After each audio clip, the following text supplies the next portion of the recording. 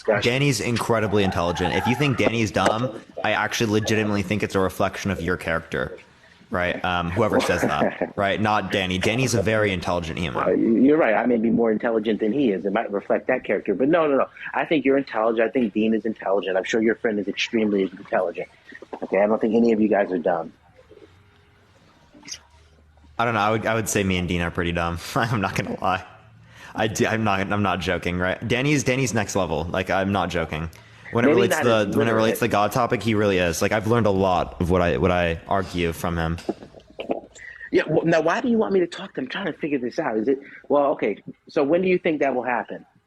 I don't know. We could just message each other. I don't know. Like, I'm super busy as of like this month and stuff. Like, that's actually why I was telling you, like, since the time you came on, I've been writing a paper this whole time. I just finished like a 10-page Federal Reserve paper. I appreciate the subscription. Thank you so much. A 12-page actually. Fantastic. So I was like, that's why I've been super busy outside of the context of being on TikTok. I've been busy the whole time. And what are you majoring in? Economics. Oh, fantastic. That's Federal Reserve. Okay, excellent. Okay, all right. Okay, yes, I look forward to having that discussion. Okay, so see, I do want to hear you lay out the argument, but I don't have the time to do that. It's fine though. We have a longer period then. Danny and I run the same arguments, so. Oh gosh, this is going to be very interesting. Okay, all right. Thank you. See you then. All right. All right. That started off so strong, chat. That started off so strong. But yeah, tap that screen in the meantime, everyone. Let's try to get to 500,000 likes if you want to help get out to more people. Everyone, share the live copy link, send it to a few friends, everyone. Let's try to get to 1,500 shares, everyone. If you do think that God exists, make sure to send a guest request right now. Y'all know, except the first people who send a request, they're like vacuuming outside, y'all. Oh my gosh, chat, can y'all hear that?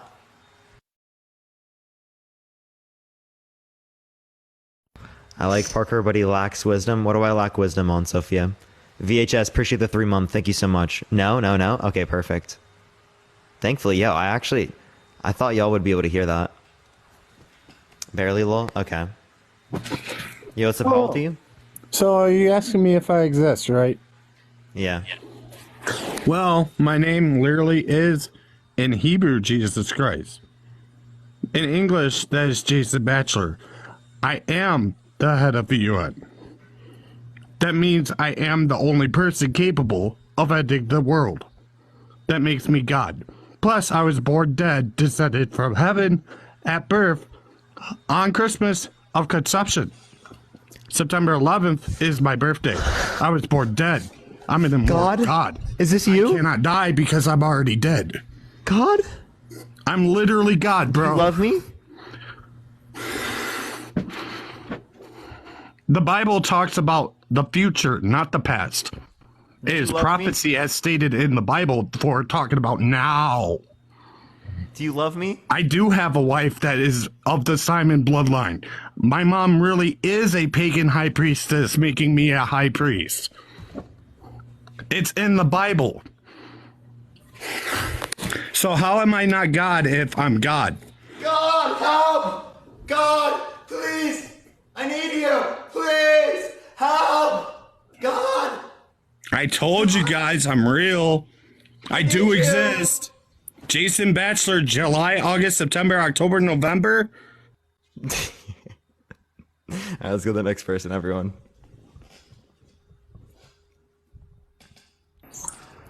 Yo, what's up? How old are you? 18. For sure. Do you think that God exists? I do. Why so? So my thought is, if there's so much like for example, how is there like human consciousness if there isn't like a designer behind it? You know what I'm saying? It's like, how could, because people's argument is that just we randomly came from like the Big Bang Theory and stuff like that. So like how could all of these like attributes that humans have come from just like a random explosion? Yeah, so the Big Bang's not an explosion. The Big Bang's actually just an expansion of the universe. So there's no necessarily like an explosion. That's kind of like a misconception based upon like the way that it's commonly depicted. And then in terms of like Big Bang, no one knows where the Big Bang came from, right? Science isn't going to make a claim on that. Science is just describing things that happen within the world. So things like evolution, things like ape these are things that we would have evidence to indicate happen within the real world, Whether or not you think a God created the functions that exist, right, is up to you. But that's going to be independent of the fact that we see that these things are happening. So, I mean, like, evolutionary processes do describe why we have these certain characteristics like consciousness. And we can see that within nature. We can see that these different types of qualities, right, are become more complex by nature of adaptations, mutations, all taken into account by like the natural selection of the environment. No, I feel that. Oh, that's a good point. I don't know. I just for me personally, I just feel like it's like with how like intricate human minds are and stuff like that, and like if you look at all of like, and plus there's all of those.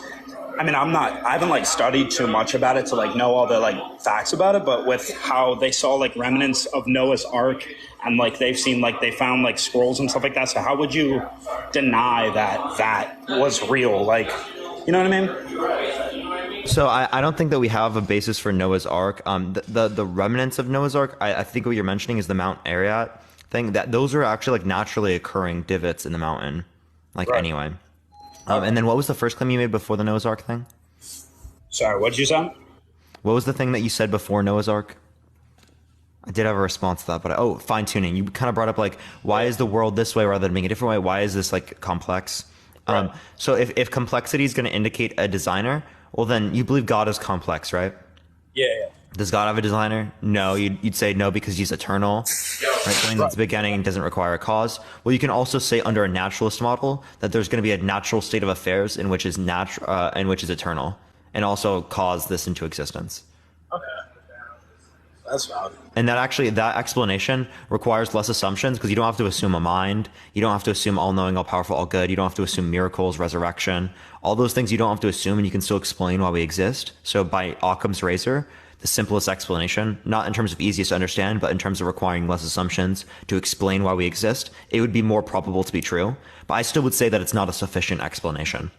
Okay. That's valid.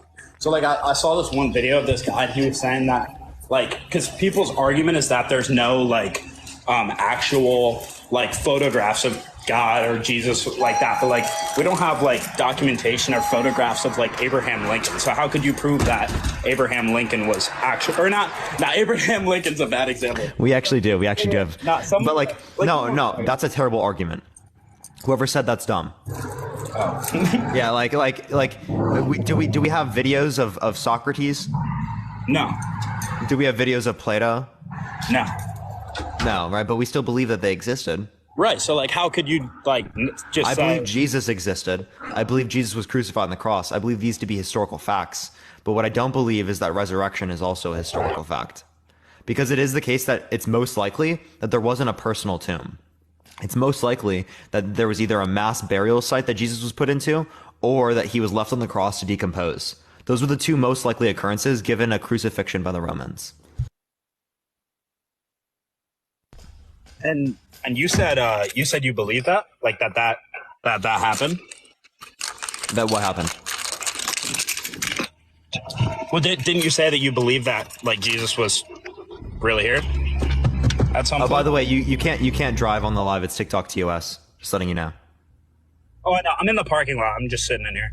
Yeah. If you're just sitting in there, it's fine. But you can't drive. Just letting you know. Oh yeah. Sorry. Restate your question. So, like, wait, didn't you? I thought you said that. Maybe I wasn't hearing right, but I thought you said that you believe that Jesus was actually real. Like that you. Oh, by the way, can you move it off the fan? Might be.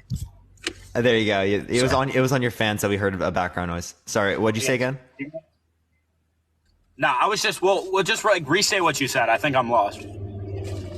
I think I got lost too. I think I was relating to like historically, I believe Jesus existed. I believe Jesus was crucified. I just don't think that resurrection occurred historically speaking. And that's because it was most likely that he was not put in a personal tomb, as Roman crucifixions most oftentimes either led to them being left on the cross to decompose or them being put in mass burial sites. Okay. Well, wait, so so you do believe that he did exist, but you don't believe that God exists? Yeah, I believe Jesus existed as a person, right. Not as a God. You don't believe that he got resurrection? Okay, after 3 days. Okay, and you're saying that because of the fact that those burials were not the way that they say they were in the Bible? Yeah. Like most times, it was actually the case that they were either the person who was crucified was left on the cross to decompose, or that they were like thrown in these mass burial sites. That's what was most likely to happen, given the fact that someone was crucified by the Romans. Also, like there is a story in the Bible that says Joseph Arimathea was the one that bought this personal tomb and put Jesus in the personal tomb. Many historians deny the notion that this person even existed, and or agnostic on it. So I don't think there's a legitimate basis to consider it to be true that he existed, let alone the idea that it's significantly less likely for this event to occur. You got valid points, bro. I mean, I'm not like good at arguing at all. So I don't. But no, I mean, I see where you're coming from for sure. Do you like? I mean, I'm not trying to get too personal. I don't know, but like, do you believe that there is like something like that? There is like an above creator, or there is like life after death. Like, where do you think that you're gonna go after you die? If you don't mind me asking. I have no clue that what happens after death. I don't believe in a higher power. I don't think we have any justified reason for this. I think generally speaking, right now, the notion of why we are here in terms of what happened prior to the Big Bang seems to be outside of current human comprehension. Yeah. So like I would just refrain from making a judgment on that, as I understand that it's currently out of our comprehension. Okay. No, that's valid. I just think that, like, kind of going back to what I had said, with all of, like, the order and design that we have, like, it feels like there needs to be a higher power, you know, like, because it feels like these things just can't come from, like, if there's no creator or designer, we're just matter and energy, right? It's like we have consciousness as humans, so there's no way for us to just, like, appear on Earth with, like, personalities, consciousness, like, everything like that, if there is no person, higher power, designing us to be like that. No, I don't see why that's entailed, because all you're really asking with this question is, why is reality this way rather than being a different way? And the thing is, we can also do that with your God. Your God could have desired to bring about a world where there's just Nickelodeon slime, or a world where there's just marbles, or a world where there's just cats, but decided to create a world in which there are human beings that interact with each other, right? Out of all the other infinite things that your God could have desired. So the notion in which your God desired or desires these particular things is just as random as the functionality of our universe. Right. Okay. That's a good point. And that's why there are two assumptions. Under a naturalist model, there's an assumption that this eternal state that led to the existence that we're in right now has the necessary properties to bring about this world rather than another one, in the same way that your God has the necessary desires to bring about this world rather than another one, right? Or you would just say that they're random. Either way, both models are at the same point on that. There's really not one that looks better there. Okay. No, that's valid. All right, that's definitely something to think about, bro. I mean, I think you're a pretty chill dude, bro. I appreciate you coming on here. I mean, I think it's good you getting people on here and stuff. Like I said, I was just trying to talk and see what's up. But I'm not really too good at debating and stuff. But I hope you have a good night, bro. It's nice meeting you. You're good, man. Appreciate you coming on. Have a great night. See you, bro. All right, let's go on to the next person. That person was very, very nice. Tap that screen, everyone. Let's try to get to a million likes before we do end it today. Everyone, follow the live, comment, share, everyone, if you do want to help get out to more people. By the way, everyone, I still can't get any gifts here on TikTok, so if you do want to support me, Venmo and Cash App is in the bio, everyone. That is the best way to support me. I get 100% of the proceeds there. Or you can also sub. We're like number 8 on subs on all of TikTok. So if you do want to sub, you get access to the sub-only emotes and the sub-only chats that I pump for the last hour of the live. But let me go on to the next person. Please only do send a guest request if you disagree, y'all. We are just looking for some debates, everyone.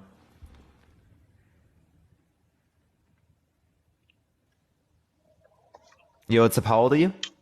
Hey, yeah, hey Parker, how you doing? For sure. Do you believe in God? Can you hear me okay? You are lagging Yes, out. can you hear me? Are you driving? Can you hear me? Please don't hang up. Can you hear me? You are lagging, man. I'm so sorry, bro. I'm so sorry, man. The connection is really bad. I really wish we could have that conversation. I'm so sorry, man.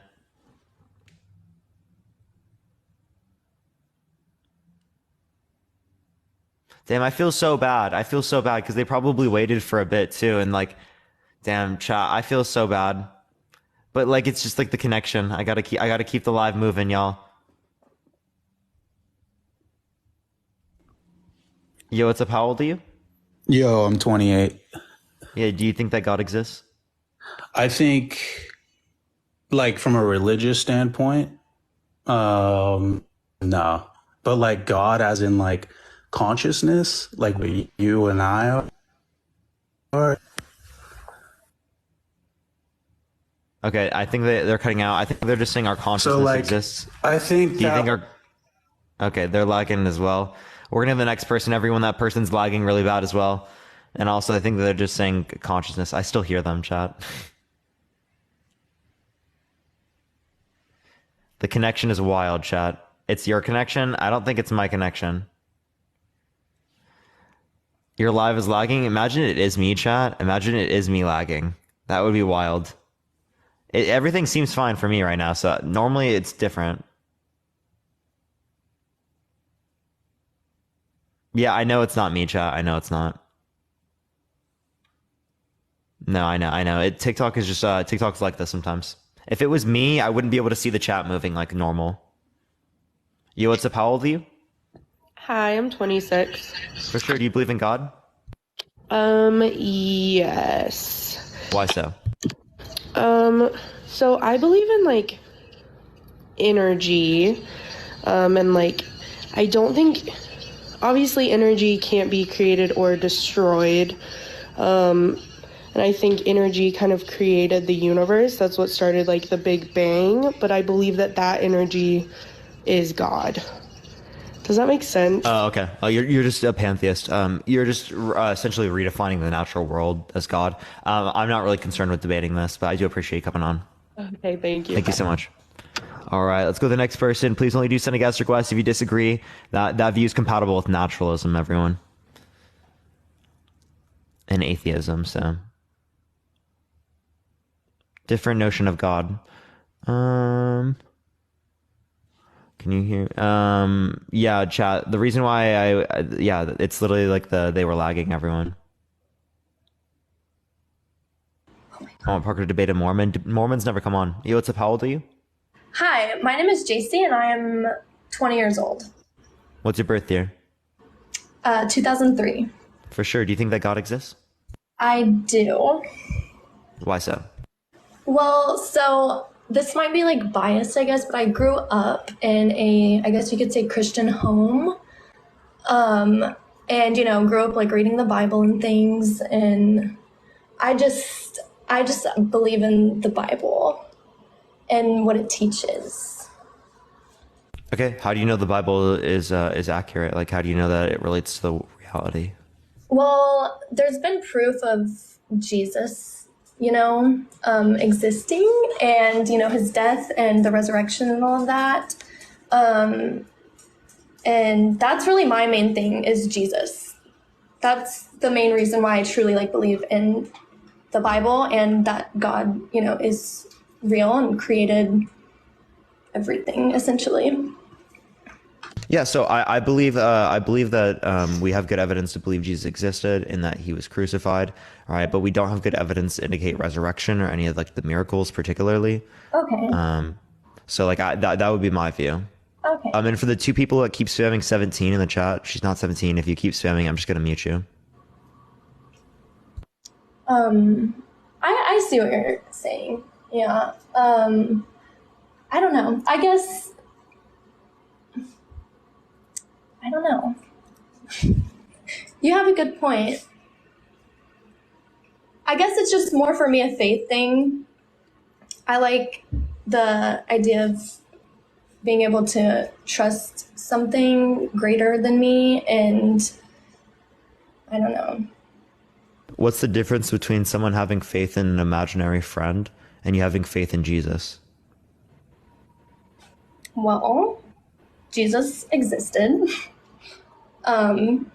So that's... I meant like Jesus being God. Okay, and Jesus being God. Well, again, I just believe in the Bible and what it says and how it explains, Jesus and how he came to be, through Mary and that. It's really just biblical for me. It's not even, I don't know. And I guess it just is my upbringing. So it is more a personal thing.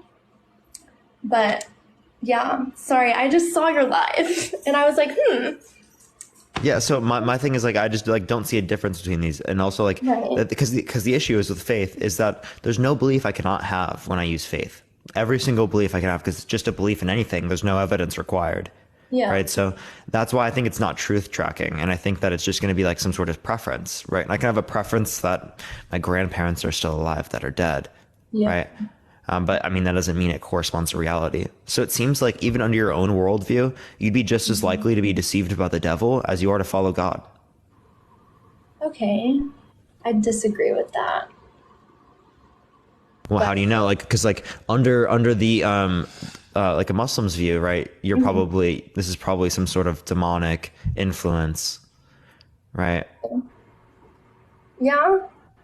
I don't know. I really don't know.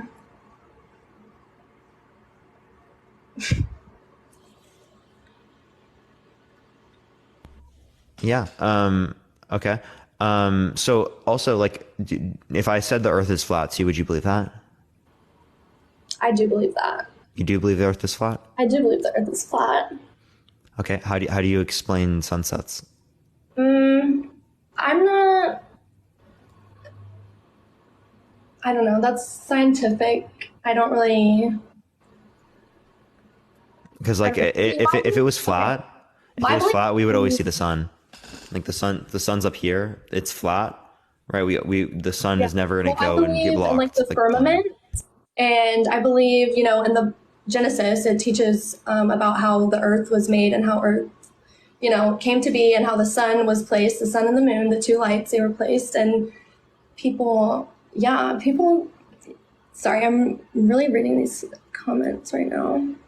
Also, you can explain like a lunar eclipse. You know how like the sun can be on one side and the moon can be on the other, right? That you couldn't explain that under a flat Earth model, right? Because then the we couldn't possibly be in front of the sun, right? Relative to the moon. Mm-hmm. That just wouldn't make any sense. Plus, also, here's a cool way you can also do this. If you have like a drone, right? You can literally just put a camera on it, and then whenever the sun sets, all you have to do is fly a bit up in the air, and you'll see the sun again. Okay, yeah. Under a flat Earth model, that wouldn't be allowed to happen, because the only point in which you would not be able to see it is if it was so far away that it was just too small. So it would also get smaller throughout the day. Yeah. Yeah, this is why people thousands of years ago were able to dispute the idea that the Earth was flat. Just because of basic reasons like this. Yeah. Okay, but like the idea is that if okay, she just left. All right, we're gonna go to the next person. Everyone, please only send a guest request if you disagree. We are just looking for some debates, everyone. Just looking for some debates, y'all. If you do want to support me, Venmo and Cash App in the bio, everyone. I get 100% of the proceeds there. And TikTok's not letting me get any gifts right now. They, for some reason, and just like it's still glitched and they're not responding at all. So by the way, everyone, make sure to follow me here. Make sure to follow me on my second account, Parker Get a Bible. And then also go subscribe to my YouTube. Because if I do get bananaed here, because like they're doing that stuff to Dean a lot. And like, I don't know what's going on with TikTok. And they're just like not fixing my live thing, the gifts thing. That's where I'll be, by the way. But let me go to the next person. Please only do send a guest request if you disagree. Again, if you want to support me, Venmo, Cash App in the bio, everyone.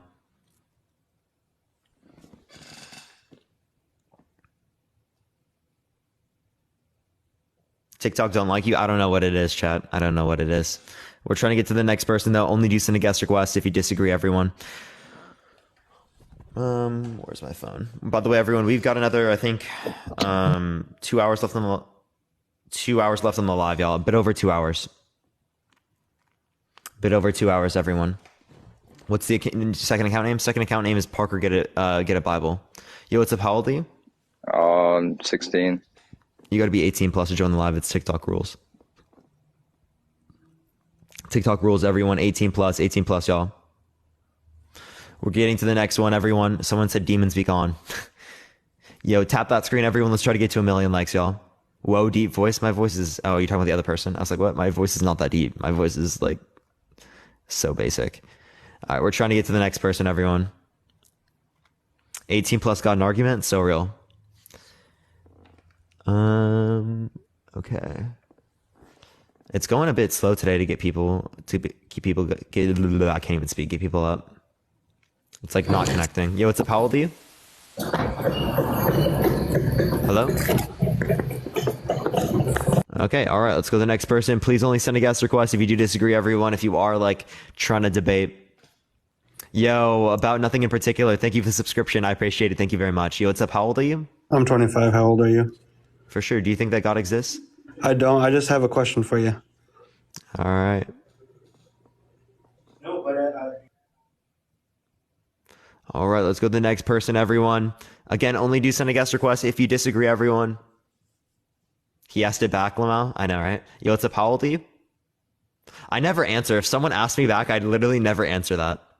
Like, I don't think there's a single time. I think maybe there's one time I have.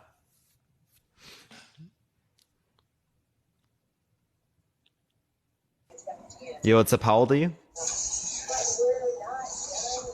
Hello? Hello? Yeah, do you believe in God? No, I'm sorry. I didn't mean to. You're good. Appreciate you coming on.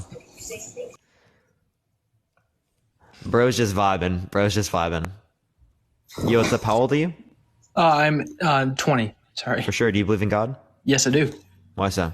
All right. So for me, it is a few different things. I don't believe in God or even that Jesus is the Messiah just purely out of faith. I believe it out of just logical reason and rule of elimination. So, obviously I have stories of answered prayers and all this type of thing that I could explain, but why should I, right? If you're trying to explain through why God exists by, logical reason, then that doesn't make any sense. So to me, the reason I believe God exists is I'm sure you've seen I'm guessing what do you need as far as proof that God exists? Because if you need 2 + 2 = 4 certainty, can't give you that. But then again, you can't live life that way. Do you understand what I mean? Yeah, I don't go by certainty, just like what's most likely to be true. Yeah, for sure. Give me an argument. Awesome. So obviously there's just the pure complexity of the cosmos. It's almost living by faith, right? If faith is no different than having an imaginary friend, then your imaginary friend is, nothingness in the sense that, whether you believe in the Big Bang or something different, the sense that everything came from, without God's creation or an intelligent design, then to me, again, that requires more faith than even believing in the fact that there was a creator. Obviously, you have a building, then, there's a creator of the building. To me, it's a little more complex than that, in the sense that, to me, you look at, what is consciousness, what is love? If love is just a chemical reaction, then how can you explain what I mean to say is that, would you believe that love is more than just a chemical reaction in the brain? Yeah, I think love is going to relate to a chemical reaction, but it just depends on how you define it. But typically speaking, so no one's going to say like nothing led to something existing when it relates to atheists. I've never heard someone like say that myself. So where did our creation that we have here, no one knows, universe come from? No one knows. Exactly. No one knows what came prior to the Big Bang. So we just don't make a claim on it. That doesn't mean it's nothing. That just means we aren't making a claim on it. So the biggest and most widely accepted, what science believes, if we're going to follow science doesn't make a claim on it. It does, in the sense that Big Bang, I'm not saying it came from nothing. I did that earlier. I was just saying that's a widely accepted thing of that. They talk about the early stage of the Big Bang, right? But no one says we're prior to that. Okay. Yeah. There's no so, all right, valid. So, then also to me, then, you mentioned in the last actual good conversation you had, that there's no proof of Jesus' resurrection, right? And obviously there's no videos, there's no anything like that. But when you look at human psychology, you look at the disciples, right, that were claiming what they believed.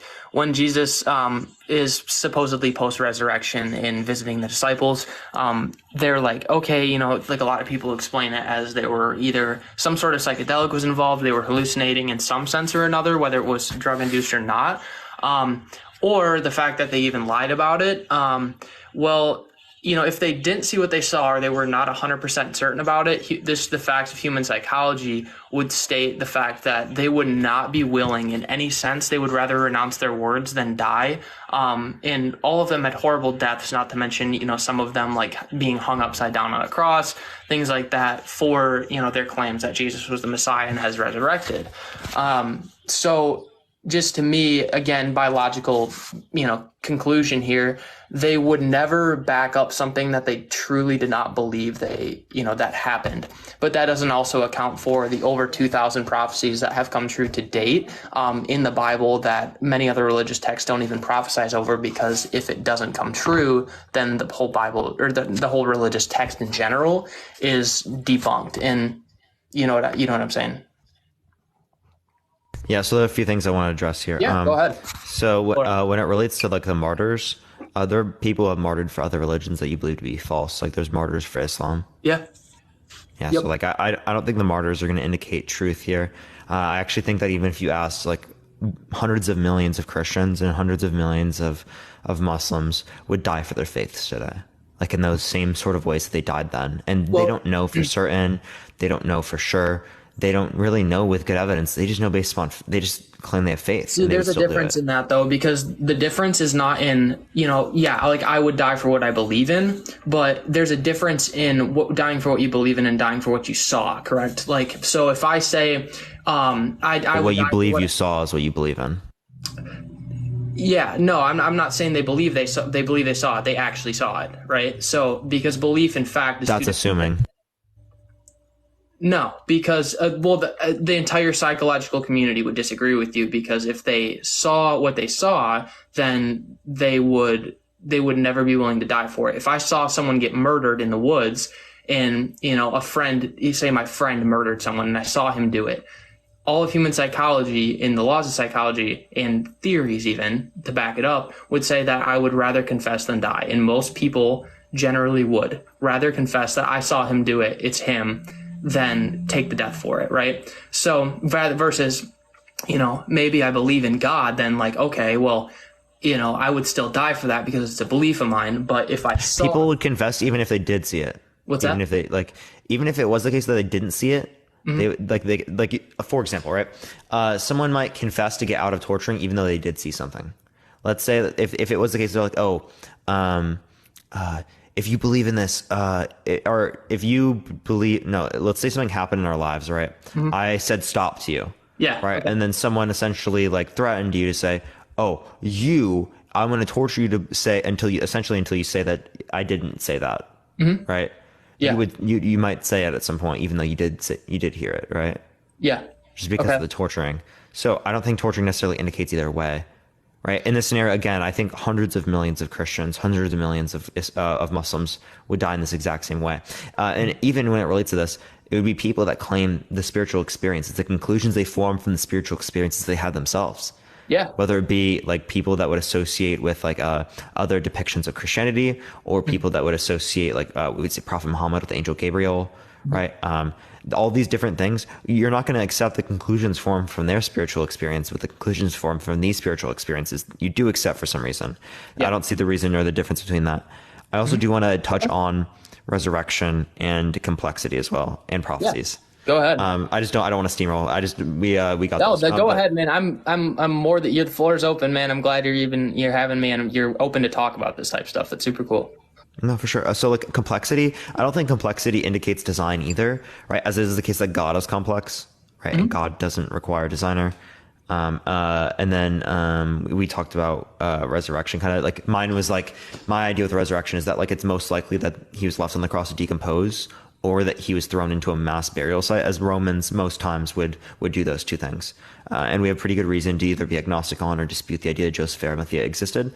I'm agnostic on Joseph Arimathea's existence, who was supposedly the person that bought the personal tomb. And then for 2,000 prophecies, I don't know what prophecies you'd be referencing. Some of them you would reference, though, like about Jesus and stuff. These are things that were applied to Jesus when he was born, not things he necessarily like grew up into.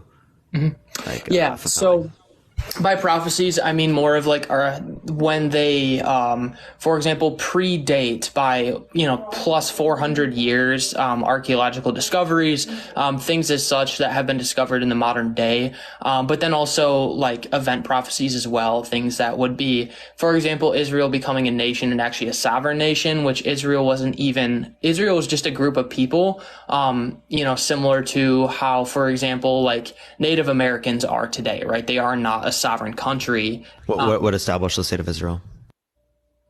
What do you mean? Like what countries established the state of Israel? You talking like in 1947? Countries, yeah, countries that were predominantly Christian, predominantly religious. So like, okay. when we're talking like 90% at that time. Mm-hmm. Yeah. So like, wouldn't we expect to see something like that if that's the case? Okay, so you're saying prophecies were fulfilled out of the fact that they were read and then by the encouragement of reading them brought to existence. Well, no, what I'm saying is that, because people read them and because people knew about them, they can bring them into existence because it is the case that they currently have power. Gotcha. Yeah, cool. No, and that makes sense, right? And that's something that that's obviously is again just that I totally understand that. Now to me, there's also when there's 2,000 of them, that would be such a hard way to influence the world order in a sense. Well, we have to go through each one. I don't know what the 2,000 you're referencing. Yeah.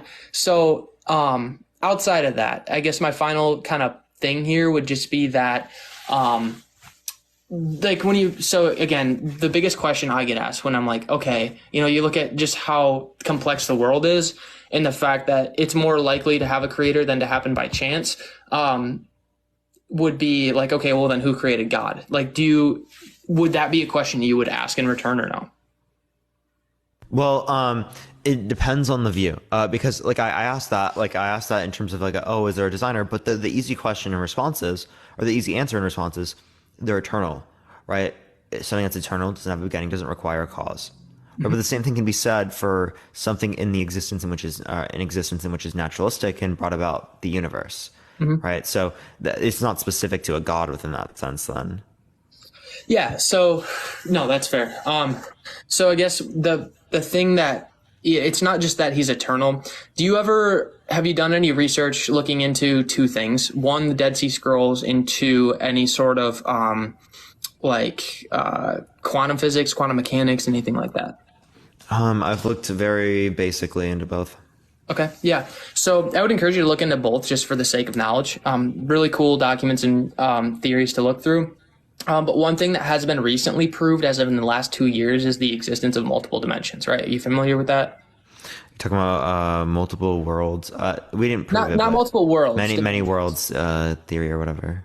Not exactly that. So along the lines of for example, you have 1D and then you have 2D, which is just one plane. 3D is two planes across, right? That's okay. I don't know what you're referencing then. Okay. So you're just talking about different dimensions? Yep. So yeah, for example, 3D, you can move forward, backward, up or down, right?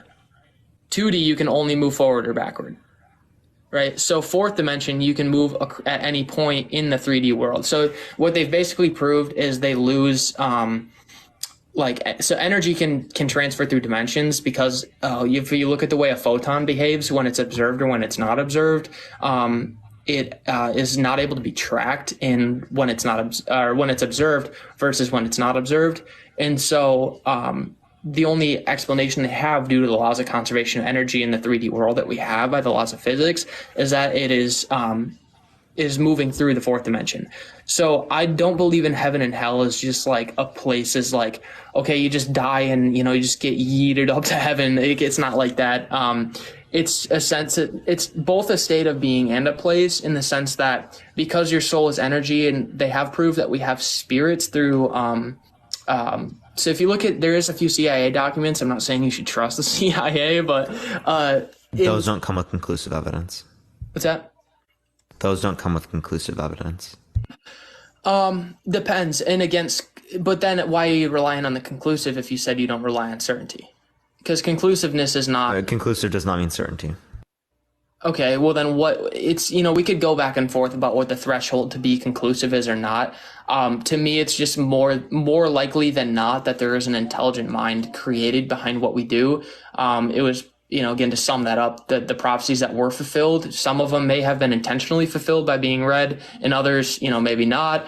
But finally, just other things, for example, the burst of light that happens at the moment of conception, where does this light come from? There's no energy or any sort of bioluminescent material that would, in the procreation phase, that would cause any sort of, light to be illuminated or emitted during the sperm meeting the egg and actually being able to, get rid of light and illuminate. So the only explanation is that it's from outside. I actually have a friend who wants to explain that real quick because he's heard this a few times and wants to explain that. Yeah. Are you okay with that real quick? Totally fine. All right, for sure. Sorry, I'll be real quick. So the burst of light, that's zinc oxide, zinc, and what happens is scientists inject zinc into the embryo or into the ovum, that they then insert a sperm, and what they do is they shine light on it, and the zinc will interact with the chemicals at the meeting of the sperm and the egg, and the light is then given off from the zinc. But the zinc is artificial. So then they actually have done the scans on, natural births as well. So No. We have never observed this in natural births because in order to observe it in natural births, we would have to have a camera inside of the fallopian tube at the moment of conception, and that's impossible. So every time we see this, it's in a lab setting where we have an ovum and a sperm, and we are making them meet. And then we put zinc within it to showcase the light, because scientists want to know, how does the sperm know to get to the egg, and at what point does the chromosomal fusion happen? And the zinc shows that. So the zinc is out. So explain this then. So that's outside of the characteristics of the ways that the chemicals would be. Within the body, there is no zinc. I mean, there is zinc, but not this type of zinc. This type of zinc is made to be bioluminescent on a certain light, and the light is applied in the lab setting within a petri dish. That's how they can photograph it, because that's how we know that there's a light given off, right? We know it because scientists are looking at it in a video through a microscope. Mm-hmm.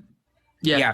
Within the body, we have no way to observe that within the body, because we can't medically consent to putting a camera within the fallopian tube and then injecting sperm within the woman.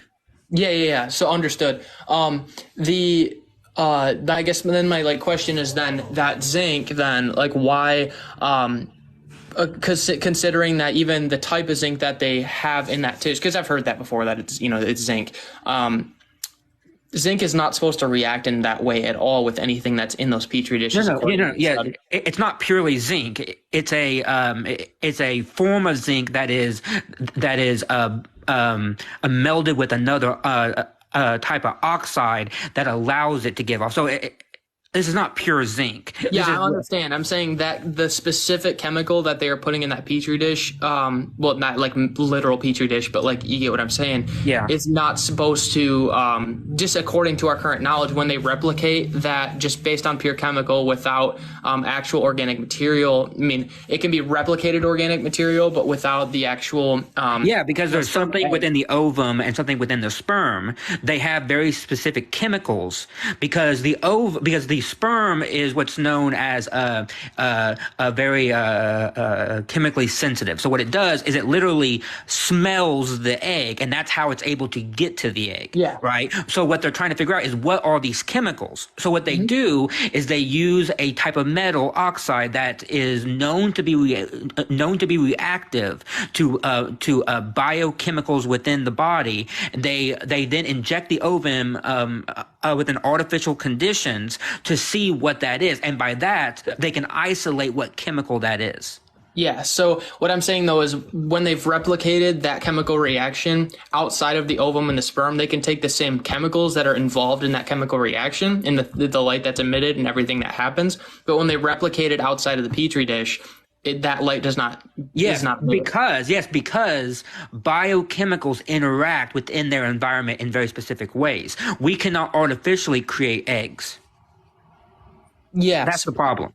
So yes, I'm not disagreeing with you that the human ovum is a very amazing thing. Same thing with the ovum of a chimpanzee or of a elephant. These are all amazing things, but the point is biochemicals react in very specific ways under specific circumstances, and that's why we know how this one will react. Because you can't just pluck out these very small molecules that are very specific within the ovum and then expect them to interact in the same way outside of that environment. Yeah. Okay. No, valid. And yeah, because you can't like artificially replicate an ovum.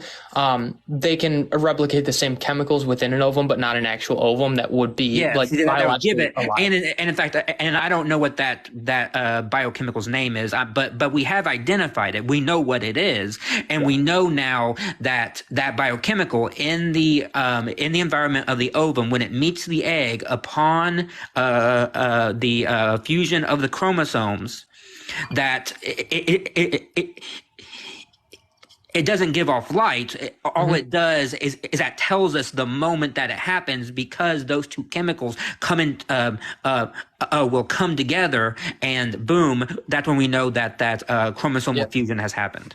Yep. Cool. That's the major thing. And it's important because in IVF, that is of the most importance, is making sure that you have a sperm that is properly fused with an egg. That's why they wanted to know it, because for men and women who can't have children and so they're going through IVF, these doctors want to make sure that a proper chromosomal type fusion happens. So then they can put that ovum within a healthy woman. Yeah. For sure. Well, hey guys, I really appreciate it. Really, love the conversation. I'm gonna actually dip out here, but I want to say one final thing. No one's gonna be able to give you obviously 100% pure, just lockdown scientific evidence that God exists. Just because that's again not the way that this works. Do want to clear up like one thing just to the public though. Christianity is not about a religion in the sense of actual pure Christianity, that what it was meant to be, more so along the lines of a relationship with living God. But aside from that, appreciate your time. And then again, just the final thing is, like no one's gonna be able to prove that to you directly without either personal examples, or just again, with all these things lining up, just the reasonable doubt that like, okay, this is not there's a God that exists, just based off logic and the sense of like, okay, this tips the scale to believe in it enough for me based on the natural order of things in the universe. So, again, that's why I believe it's not, because of just personal examples and, personal things that have happened in my life, the way God's worked in my life. But also, in the sense of just, I think that looking at the universe, its complexity and all the things mentioned, there's a few things, for example, like you mentioned, that you debunked stuff about like the egg. There is things that, would argue the other way as well about that experiment. But again, overall, appreciate your time and thank you guys. Thanks for listening. And Parker, thanks for having me on. For sure. Have a good night, Parker. Have a good night. Peace be with you, brother. Peace. Chat. I might have to get off a little bit early today at some point, probably, or so, because I don't know if my printer is printing out my essay for my class not correctly. So I'll have to check that here in a bit. Okay, everyone, not right now. I still have a little bit of extra time, but I have to make sure that that this is fine. I think I'll be fine. I think one of the papers looked a little weird though. I'm not gonna lie. Am I out of paper again? Wow, it's out of paper again. I have to do 14 pages. Give me a second, everyone. I'll get the next person on here real quick. Again, if you disagree, send a guest request right now. Please only send a guest request if you do disagree, everyone. Easy. What's up? How old are you? Hello? Yeah, how old are you? I'm 18. For sure. What's your birth year? August 27th, 2005. Yeah, for sure. Yeah. Do you believe in God? Yes, I do. Yeah. Why so? All right. So first, you have to understand that we live in a reality where things exist, and when things exist, right? We've established in science that things have to come from something, and they can't come from nothing. Okay, so God exists. God has to come from something. Yeah.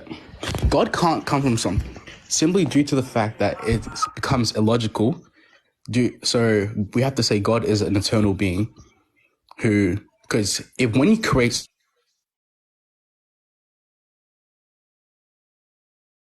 there has to be subjects to be created, right? So time, matter, and space, they can't work independently of each other. They always have to be, they have to come at the same time. So something that created all three at the same time would have to be an independent entity. Does that make sense? Yeah. You're just by independent, you just mean it explains itself and explains others, right? And by that context, I can also chat. By the way, I do have to go do this in a bit. In order for that to be the case, that doesn't have to be a god, right? It could be a natural state of affairs that's independent. So you can even concede to the terminology, and it doesn't even entail that you have to hold to that.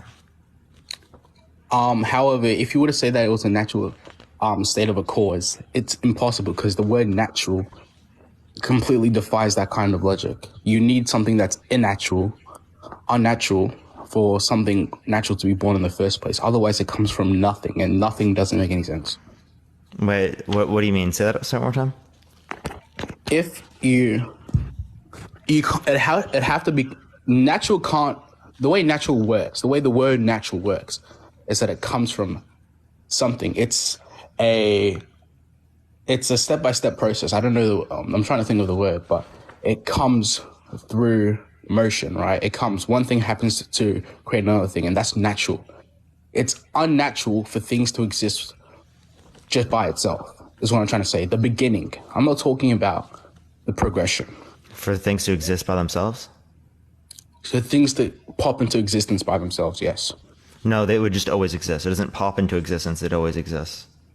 But it can't always exist simply due to the fact that if we look at... Why not? Why can't it be eternal? If we're looking at one of our leading theories, the Big Bang Theory, right? It's an expansion of the universe theory, right? Which means to expand, you'd have to expand from something. You can't expand from nothing. That doesn't make any logical sense. Did I say expanded from nothing? No, I'm not saying... Who made that claim? I'm not saying you saying that. So then why are you arguing it? Why does every theist do this? No atheist has ever said that. Not a single one. Like I've heard this 4 or 5 times on my live today. Not a single atheist has said this. Please name me one. Okay, listen. One of the leading theories, name me one. I don't know the people's names, but one of the leading theories, I know the theories because if you're educated in high school, then you'll be explained to this. You don't have to memorize their names, but it's all come from the super condensed type of molecule where matter was so condensed to the point where it couldn't stand it and exploded at extremely high heat and expanded throughout the universe. That's the leading theory. That's not nothing. That is exactly. It's not nothing, right? Well, it's not nothing. You just debunked yourself. No, I didn't. That's not nothing. No, that's not just nothing. debunked yourself. I'm saying that's the leading theory. I'm just saying that's what's happening. Even if that were to be the case, right? No, they don't make a claim on what caused that to happen. No, that's not a claim. It's a theory.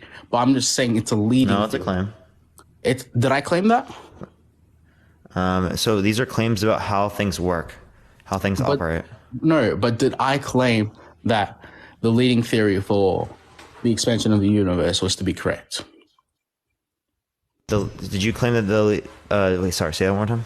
Did I claim the leading theory, right, that of the leading theory of the Big Bang Theory, right, was to be correct? The leading theory of the Big Bang Theory was to be correct? Was that the leading theory, which is the Big Bang Theory, correct? Did I claim that? Oh, do you believe in the Big Bang? I believe that... No, you were claiming that there was something that led to that. Yeah, I was claiming that for that to happen, it would have to be created. It wouldn't have been eternal because the matter of affairs would mean that the molecules was condensed, right? And it exploded. And no, there's no explosion. We're talking about expansion. Expansion does not mean explosion. And just because there's going to be an expansion of things, that doesn't mean it has to be a creator, like a mind. I don't see why that's entailed. Because after that, you got the events after that, right? Like what? Wait, hold up. 1 second. What? I'm confusing these people because I was okay. Okay, let's rephrase this whole entire reason. Let me ask you a question real quick, okay? Do you believe in the absence of a God? I don't believe that there is no gods. I believe that there isn't the Abrahamic notion of God. And why is that? Because there's contradictions that are entailed by that particular God. And what are those contradictions? For example, right? Do you think that God? Do you believe in the Abrahamic notion of God? Yeah, I'm a Christian. Okay, so do you think that God is all-knowing, all-powerful, and all good? Yeah. Does God have free will? Does God have free will? Yes. Can God do evil? Can God do evil? No. Okay. Hopefully, wait, chat. It might have worked. We might be fine. Please, please, please, please, please, please, please, please. Okay, it's like mostly worked, chat. Sorry. Say what you just said again. Sorry.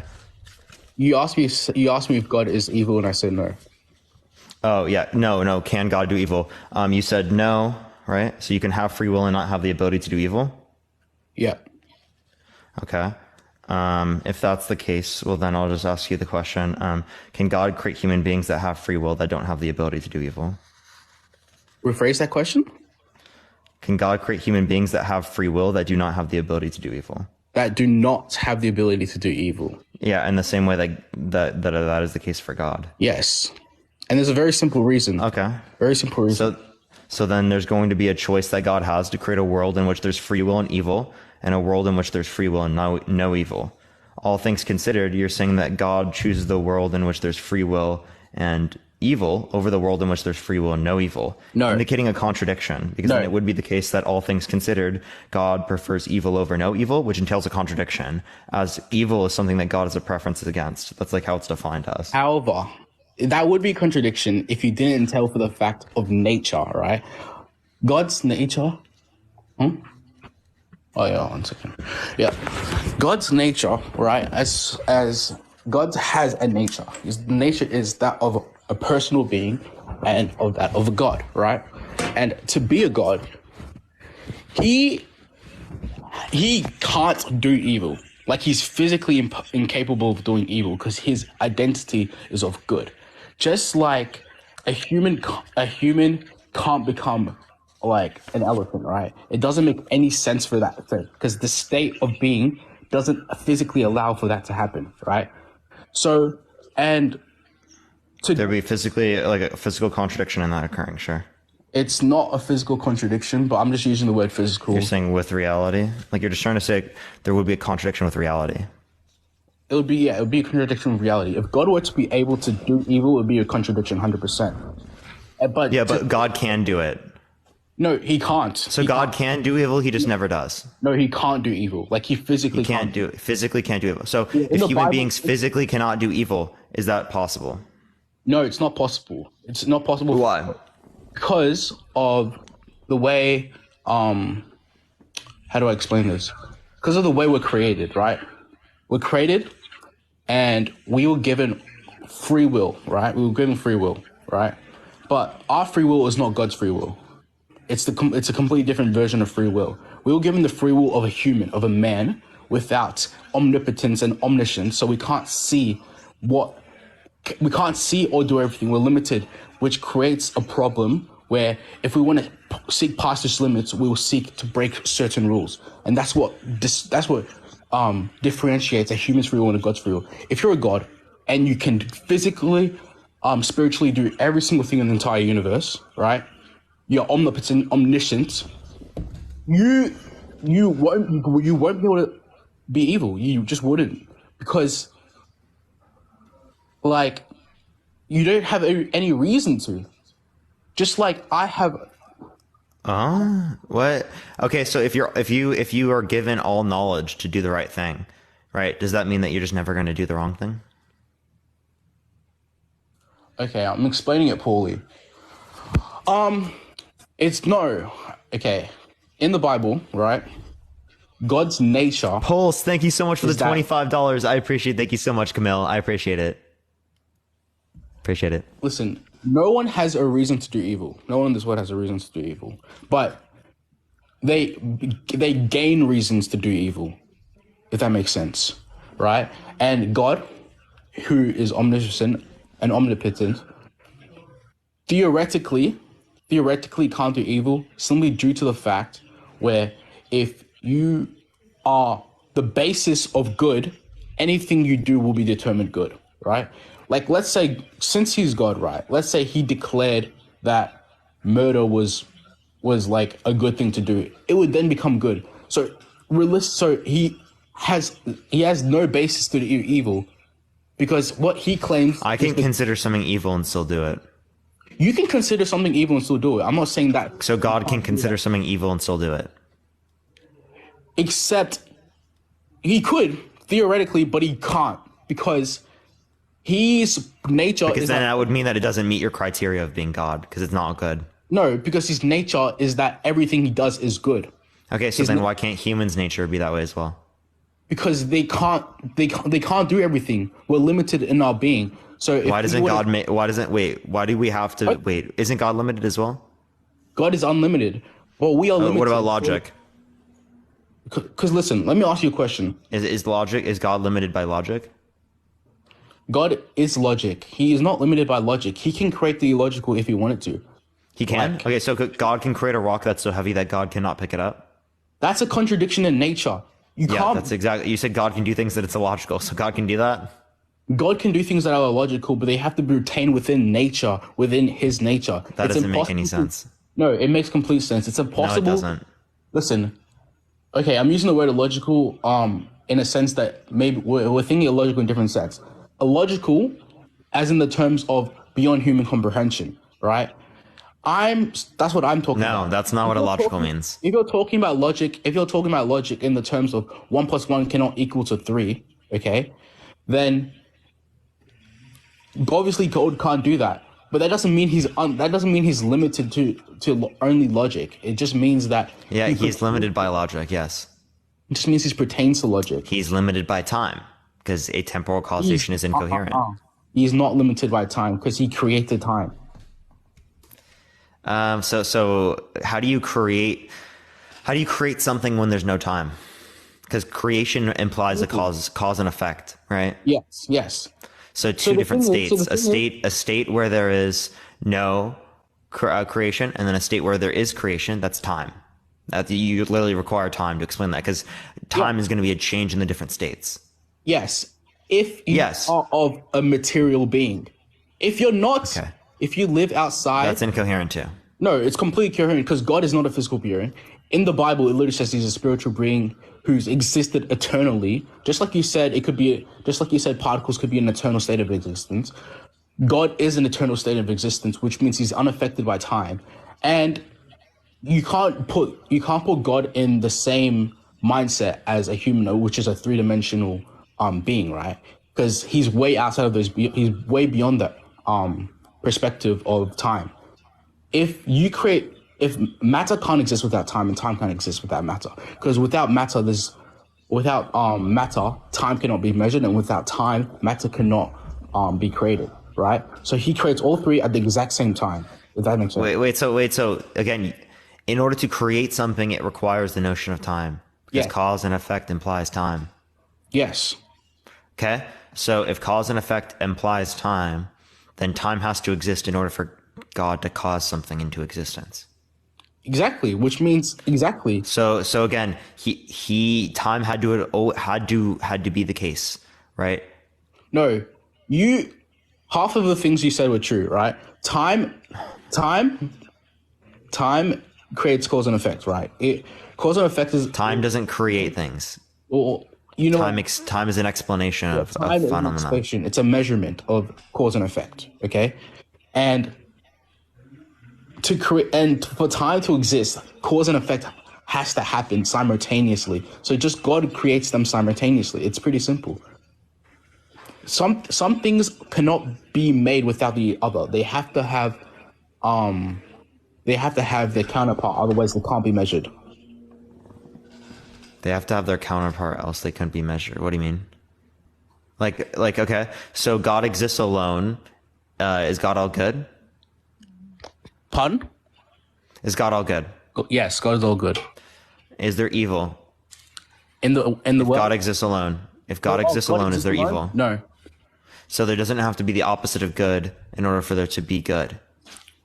Okay. But then you take the notion, right? How do I explain this? I'm struggling to explain this. My words aren't coming out correctly. God can be all good, but if you're by yourself, you can't be all good because there's no notion of good. Good doesn't exist until evil is created. So God was not all good prior to creation. Okay, sure. God was not all good prior to creation because the notion of good didn't exist yet.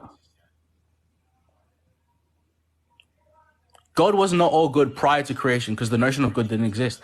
How can good exist when there's no such thing as good? Wait. So then you already entailed the contradiction. It wasn't a contradiction. It was just the miscommunication. Because God is all good and then not all good simultaneously. No, God. What is God? Can you define what God is? God is an omnipotent, omniscient being. There you go. Yes. Oh, why not omnibenevolent? Huh? You can't be omnibenevolent. You can't be omnibenevolent when there's nothing to be benevolent about. How are you gonna be? If you had $1 million and you wanted to give it out to people, but no people existed, how can you be? Like, how is that possible? It doesn't make any sense. You have to create something in order to be good because it's just common sense. Like, if you wanted to rob a bank, but there's no bank, then you haven't robbed the bank. You haven't committed the crime. No banks exist. You need but like the idea here is that then God isn't defined as an all-knowing, all-powerful, and all-good being. So your notion of God is compatible with God being evil. What, bro? That does not make any sense. Yeah, because you said God is an all-knowing and all-powerful being. An all-knowing and all-powerful being could be evil.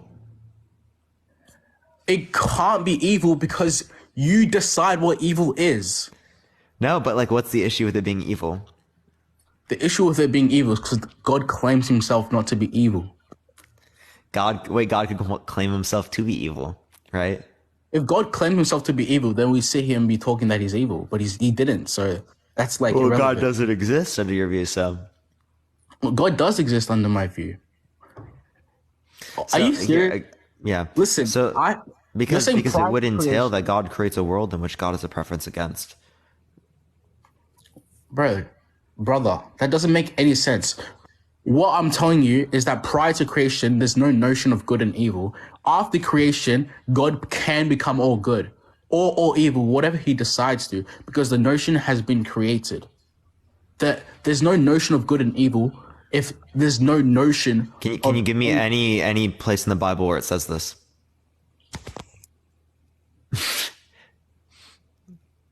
It says that God is not all good. That says God is not all good. It doesn't say that. I'm just using logic to talk to. So the Bible doesn't support this? The Bible supports. Listen, prior to creation, there's no words about God.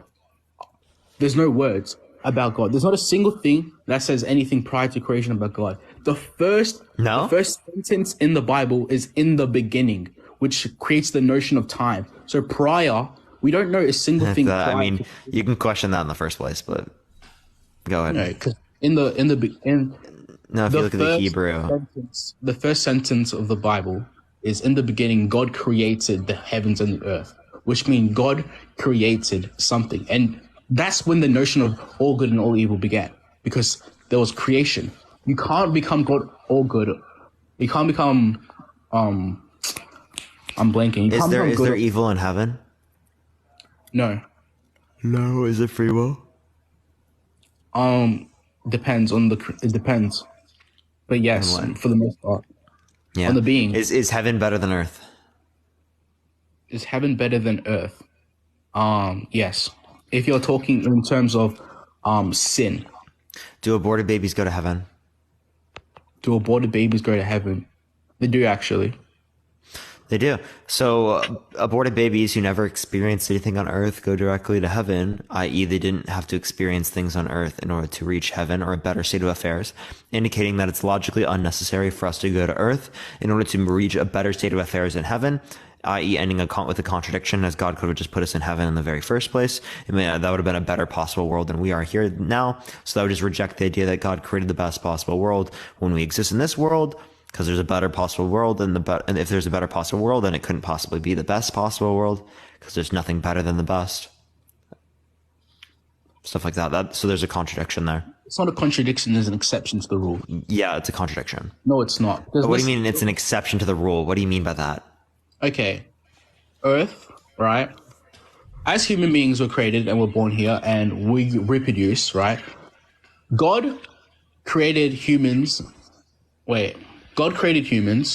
without sin at the very beginning in the Garden of Eden, right? And the first sin, which was instigated by Lucifer, which brought us to Earth. Earth, by nature, by default, is basically neutral, right? There's no compelling restriction to be either good or bad. You either do whatever you do. The consequences are in the life after Earth, right? Aborted babies haven't experienced Earth, right? And your argument is that, okay, if we can be good if we can be good as long as we don't go to Earth, why does everyone just not go to Earth?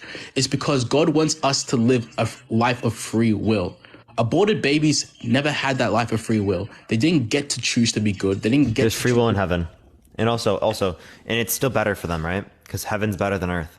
So regardless of that life of free will, it's not relevant.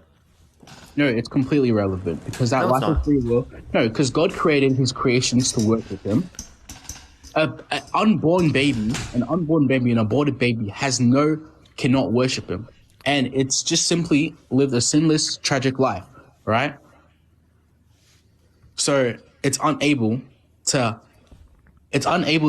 prove to God that it's worship, but it just gets taken because it's an exception. They didn't get to live that life anyway. So what's the point of and you're not allowed to resurrect the Bible. You're not allowed to resurrect the human or reincarnate because those things don't exist in the Christian Bible unless you're God, right? Unless you're like Jesus and given the power to. So the only possible thing is to take them to heaven. You can't take them to hell because in the Bible it says that God hand creates every single. Yeah, I feel like this is just like still not responding to my question. What was your question? It's like my question is, it's not a question, it's a statement. My statement was that God would send us to heaven rather than sending us to Earth, given that it's unnecessary to go to Earth, as it is the case that it's better in heaven. Because God is selecting the best possible world. He's all-knowing, all-powerful, and all good. However, you're thinking in terms of necessity. If you're thinking in terms of necessity, for sure, 100%, why would God just put us on Earth? However, it's not about necessity. God wants humans on Earth to worship Him. That's why Earth. That's why. Okay, so God wants us to go to Earth. So God wants children to die of cancer. God wants children to get sex trafficked. God wants the Holocaust to happen. God wants American slavery to occur. Yes. God wants genocides across the board to occur. That's your worldview? Is that God prefers those state of affairs rather than us just going directly to heaven? It's not a preference. It's not a preference. If I were to ask you, no, it's not a preference. It's not a preference at all because when he prefers to stay out of. No, it's not. If you want to think of it as a preference, he prefers to stay out of worldly matters. Okay, so that's, if you want to think of a preference like that, then it's a preference. But he doesn't prefer for bad things to happen to people. He just watches them. And because that's a contradiction. It's not a contradiction at all. It's not a contradiction. Preferring bad things is a contradiction. He's not preferring bad things to happen. He's just allowing. Exactly, because that would be contradictory. Exactly, it would be contradictory if you preferred them to happen. However, he doesn't. So it's not because he doesn't exist, right? Because it would be entailed that he does, given the world we exist in. That's what I'm saying. Because if you agree that there's a better possible world that God could have put us in, right? Well, then it is the case that we would be expected to be in that world. That's a better state of affairs in the world we exist in. Yeah, Because but again, we're supposed not. to go to the best possible state of affairs, right? And if we're not in the best possible state of affairs, that means that your God does not exist. No, you're thinking once again in necessity. It's not necessary for God to do this. He just chooses to allow people to choose whether. Given God's characteristics, it is necessary for him to do it. It's not necessary for him to do it. It's given God's characteristics. He, by default, can't stand sin. So those who sin, he doesn't want them in the kingdom of heaven. Because okay. Let me pull up the Bible real quick. There's a thing that I'm saying that will prove what I'm saying. All right. In the meantime, while he looks that up, everyone keep tapping that screen. Let's try to get to 1 million likes. If you want to help get out to more people, everyone share the live copy link, send it to a few friends. By the way, everyone, if you do want to support me, Venmo and the Cash App is in the bio, everyone. We're about to go crazy right now. So Venmo and Cash App is in the bio right now if you do want to support me, everyone. As well, if you don't have access to the sub-only chat that we're probably going to be putting on here in about 30 minutes or something like that, make sure to subscribe if you haven't already. Helps me come on here every single day, and we're actually running up the subs right now to try to get to like the top 5 on all of TikTok. We're number 8 right now. Okay, everyone. Number 8 on all of TikTok. Absolutely fucking wild. Or 8 or 9, something like that. But I think the people above me, I think they're doing $2, $3 subs. So I don't know if we are number 1 for $6 subs. We actually might be. Let me check actually, chat. Should I check? We could be number 1. Subfest, here we are. Yeah, I appreciate the handout. Thank you so much. We are number 7 overall on all of TikTok right now, but the people above us, let me see if they have $2 or $6 subs. Okay, this one person has. Okay, they do have $6 subs. Okay, never mind. Some people. Okay, we're number 7, chat. You've done with this. Go ahead. Hello? I can't hear you. You're paused. When you're paused, I can't hear you. Okay. That's fine. Well, so I found the quote, but obviously since I'm paused and you can't hear me, I can't read it word for word. But it basically says that the nature of sin will be eradicated once you go to heaven. Okay? The nature of sin. Just like God has the nature not to sin, the nature of sin will be eradicated not to go to heaven. However, in the beginning, when God created Adam and Eve, when God created Adam and Eve and they were given complete free will, the ability to do both good and evil with the sin that came, because that's the apple they ate. They ate with the ability to determine good and evil. They ate that fruit. And so it basically it cursed the bloodline, cursed every being after that. So those who are born from Adam and Eve will have that nature. And what that does is it gives, and in the Bible it says the wages of sin is death, right? The wages of sin is death. So you have the ability to sin, and now you have the ability to die. And when you die, you then have the ability to go to heaven. You can't go to heaven as a human, because God created a perfect place. Wait a second, I just remembered something. Earlier you said that God could have put us in a better state of affairs, right? Correct? Heaven. Yeah, heaven. The Garden of Eden, okay, the Garden of Eden is basically heaven, right? It's basically heaven. And God created us So there is sin in heaven. No, there's no sin in heaven. So then, if the Garden of Eden is like heaven, then there's going to be no sin in the Garden of Eden. Yeah, there's no sin in the Garden of Eden. Correct. There's zero sin in the Garden of Eden. When God created Adam and Eve, there was zero sin, right? Adam and Eve didn't have the nature to sin, just like God Not did. there was, there would beginning. be. Not there was, there always will be. No, don't worry. The story is that when Eve ate the apple, they got banished from the Garden of Eden. That's the whole thing. So there's no sin in Eden. They got banished from it. I grew up Christian. I know. Yeah. Exactly. That's then you should know that when it's not incoherent gibberish. If God created, you want to know why? How? You believe they were created perfect? They weren't created perfect. They were created without sin. Okay, well then if it, okay, then there's not a notion to think of it. Then we have to make sense of what you mean here. Okay, so the idea here is that God didn't make us perfect, right? We did sin, right? So if Eve did sin in the Garden of Eden, and the Garden of Eden is like heaven, that means that means that there's sin in heaven. What? Because the Garden of Eden's like heaven. Yeah, the whole thing is that they got banished from the Garden of Eden. Therefore, there's no sin there. No, but they sinned in the Garden of Eden. Like they disobeyed God in the Garden of Eden, right? Yeah, therefore they got banished. That's a sin. That's a sin. That's a sin. They sinned in the Garden of Eden then. And they got banished. The whole thing, the Garden of Eden, it's like heaven. It is not heaven. So every single time when you're in heaven, you sin, you get banished? Bro, no. Because you won't be able to sin in heaven. The whole thing is you won't be able to sin. So if they're in the Garden of Eden, they wouldn't have been able to sin. No, do you see how you can't say that they're the same? No. The Garden of Eden is like heaven. It's not heaven. It's not the same thing at all. The Garden of Eden. So that's where you make the distinction. So what's the point of bringing it up? It's like heaven. That just doesn't tell me anything. No, it tells you. It actually unironically doesn't tell me anything. No, because you're saying we live in a better state of affairs. Garden of Eden is a better state of affairs.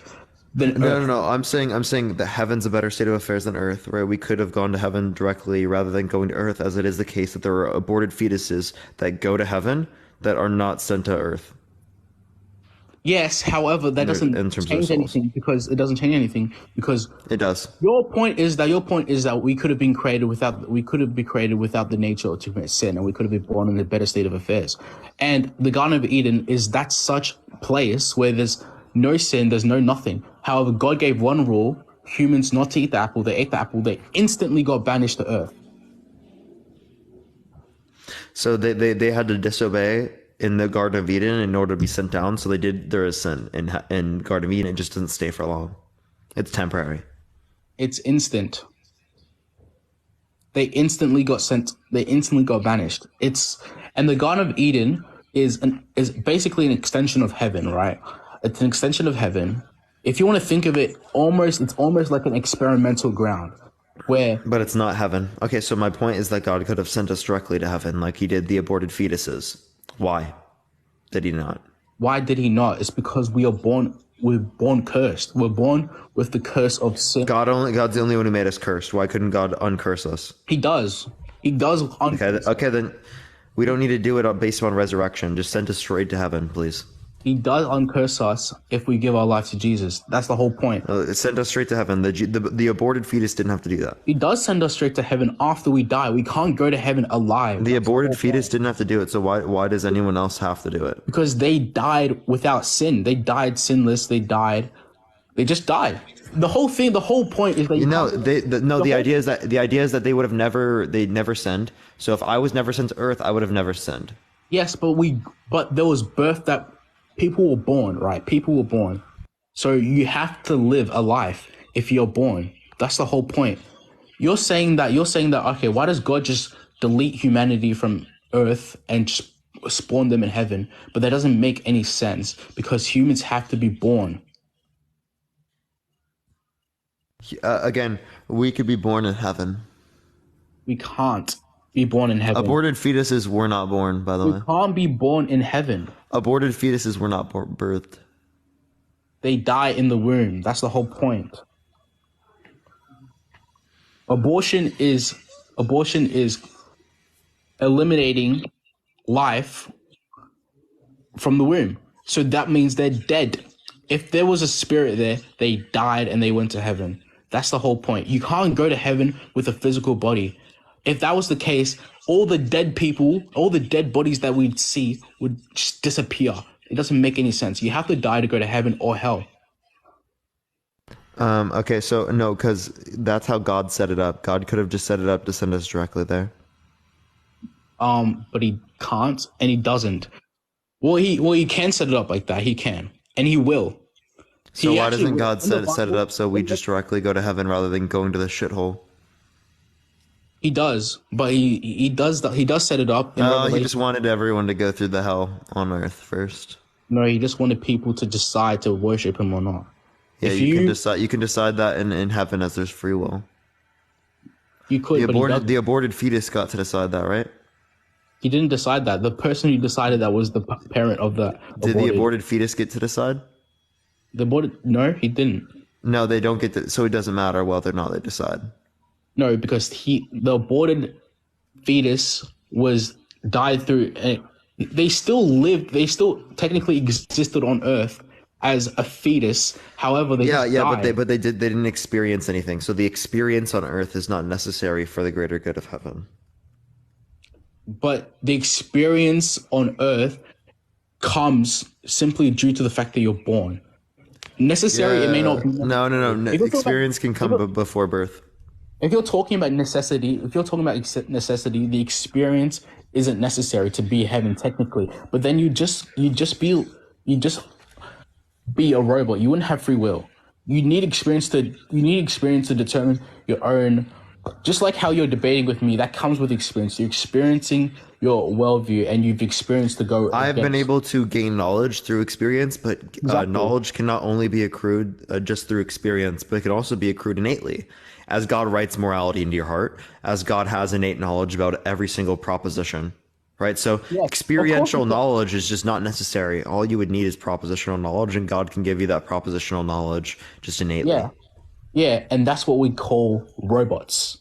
We call those robots. That's not when robots. you create a robot, you give it innate experiences. You tell it the exact same things that you want. God wrote morality into our hearts, so we're robots. God gave us knowledge. Do you agree that there are some people that, genetically speaking, that are smarter than others? Yes, that's genetically speaking. Some people have. What are our genetics determined by? What are genetics determined by? Well, it's determined by a whole clump of factors, but it's just determined by how you're born. And what determines that? Isn't it our ancestors? God made genetics originally, right? What determines how the genetics works?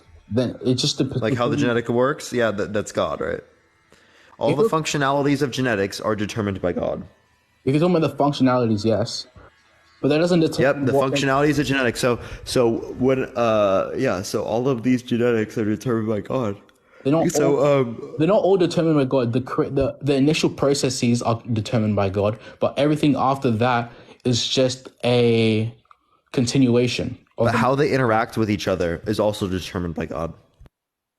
No. If you were to have a mother, right, and I told her to take drugs during her pregnancy, because you can't change your genes that way. You can't change your genes, but you can certainly affect them. What do you mean?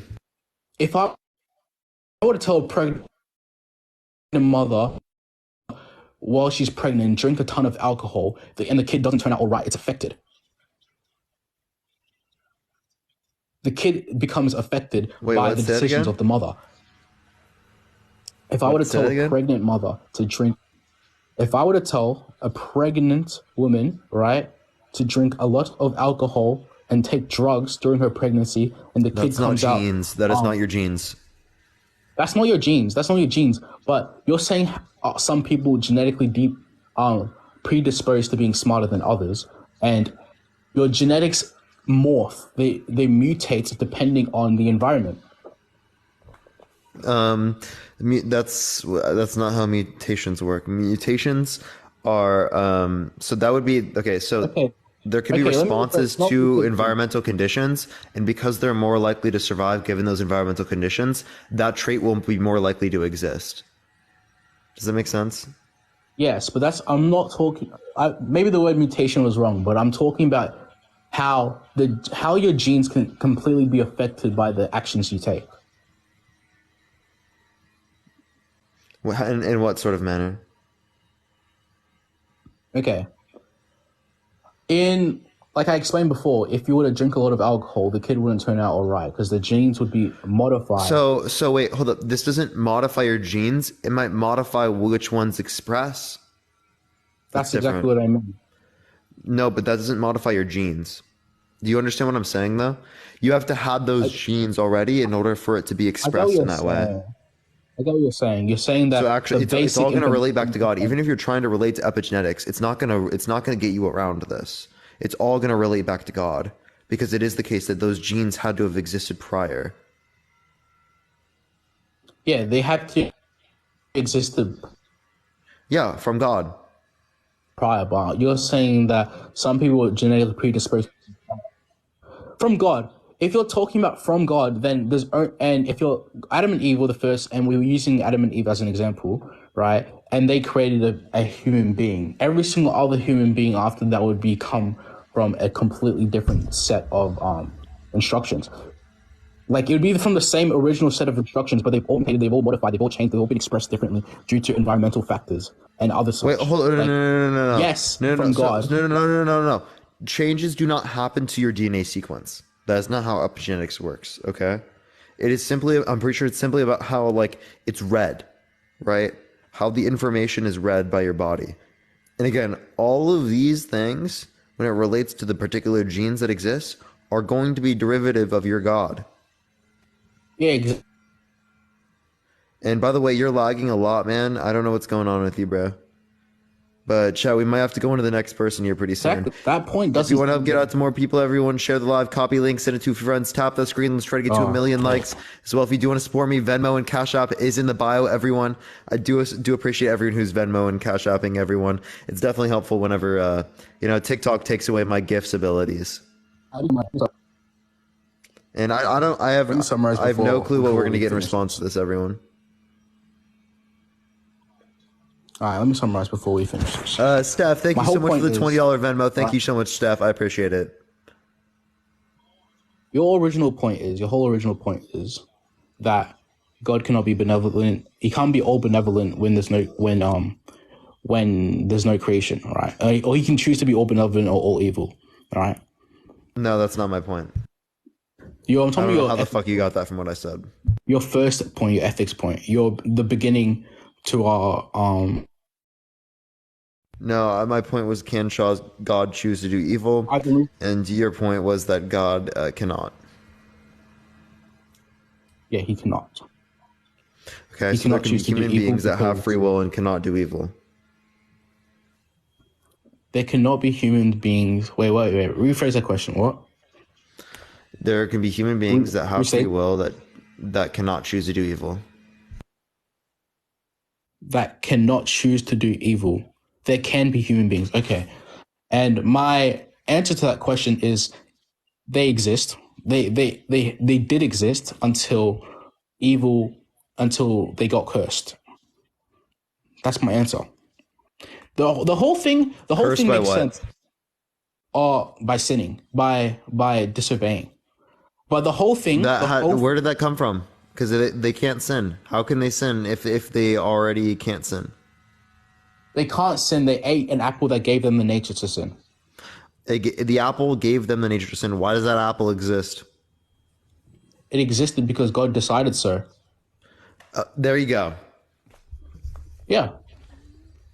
Would you take your kids to an amusement park that could possibly kill them if they choose to go on the ride? You say, don't go on that ride, it will kill you.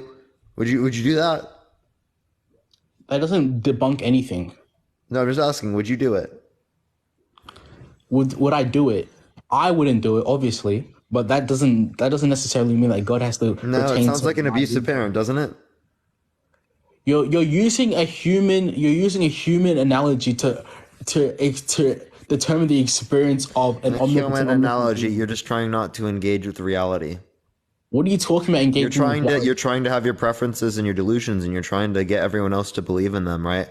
And I'm asking you, why ought we believe them when it's very real here that you are going to end up believing that some crazy shit like this is going to be true? It's very real in a human world, but not in a godly world. How does that make any sense for a God to pertain to the morality of a human being? Yeah, so I'm asking you, why are your morals so different from your God's? My morals are given to me by my gods, but they're not the same. Yeah, but like, why are if you think that your values should be in accordance with God's, why are your values different? Why are my values different? Because I just listen to what the Bible says. Simple. That made no sense. Wait, rephrase your question. You actually lagged out a bit, so I probably can get the full answer quick. Yeah, I asked you why is it? Oh fuck! I literally just forgot. Why are your values different? Why are my values different? Because God gave me different values than his. And also because I'm a human and I'm limited by I'm limited by physical functions and I can't see outside of my current reality. Okay, wait, can you restate that? Sorry, I'm getting confused with your response. Because I'm a human and I'm limited by my own reality, my physical reality. I can't. And what about that?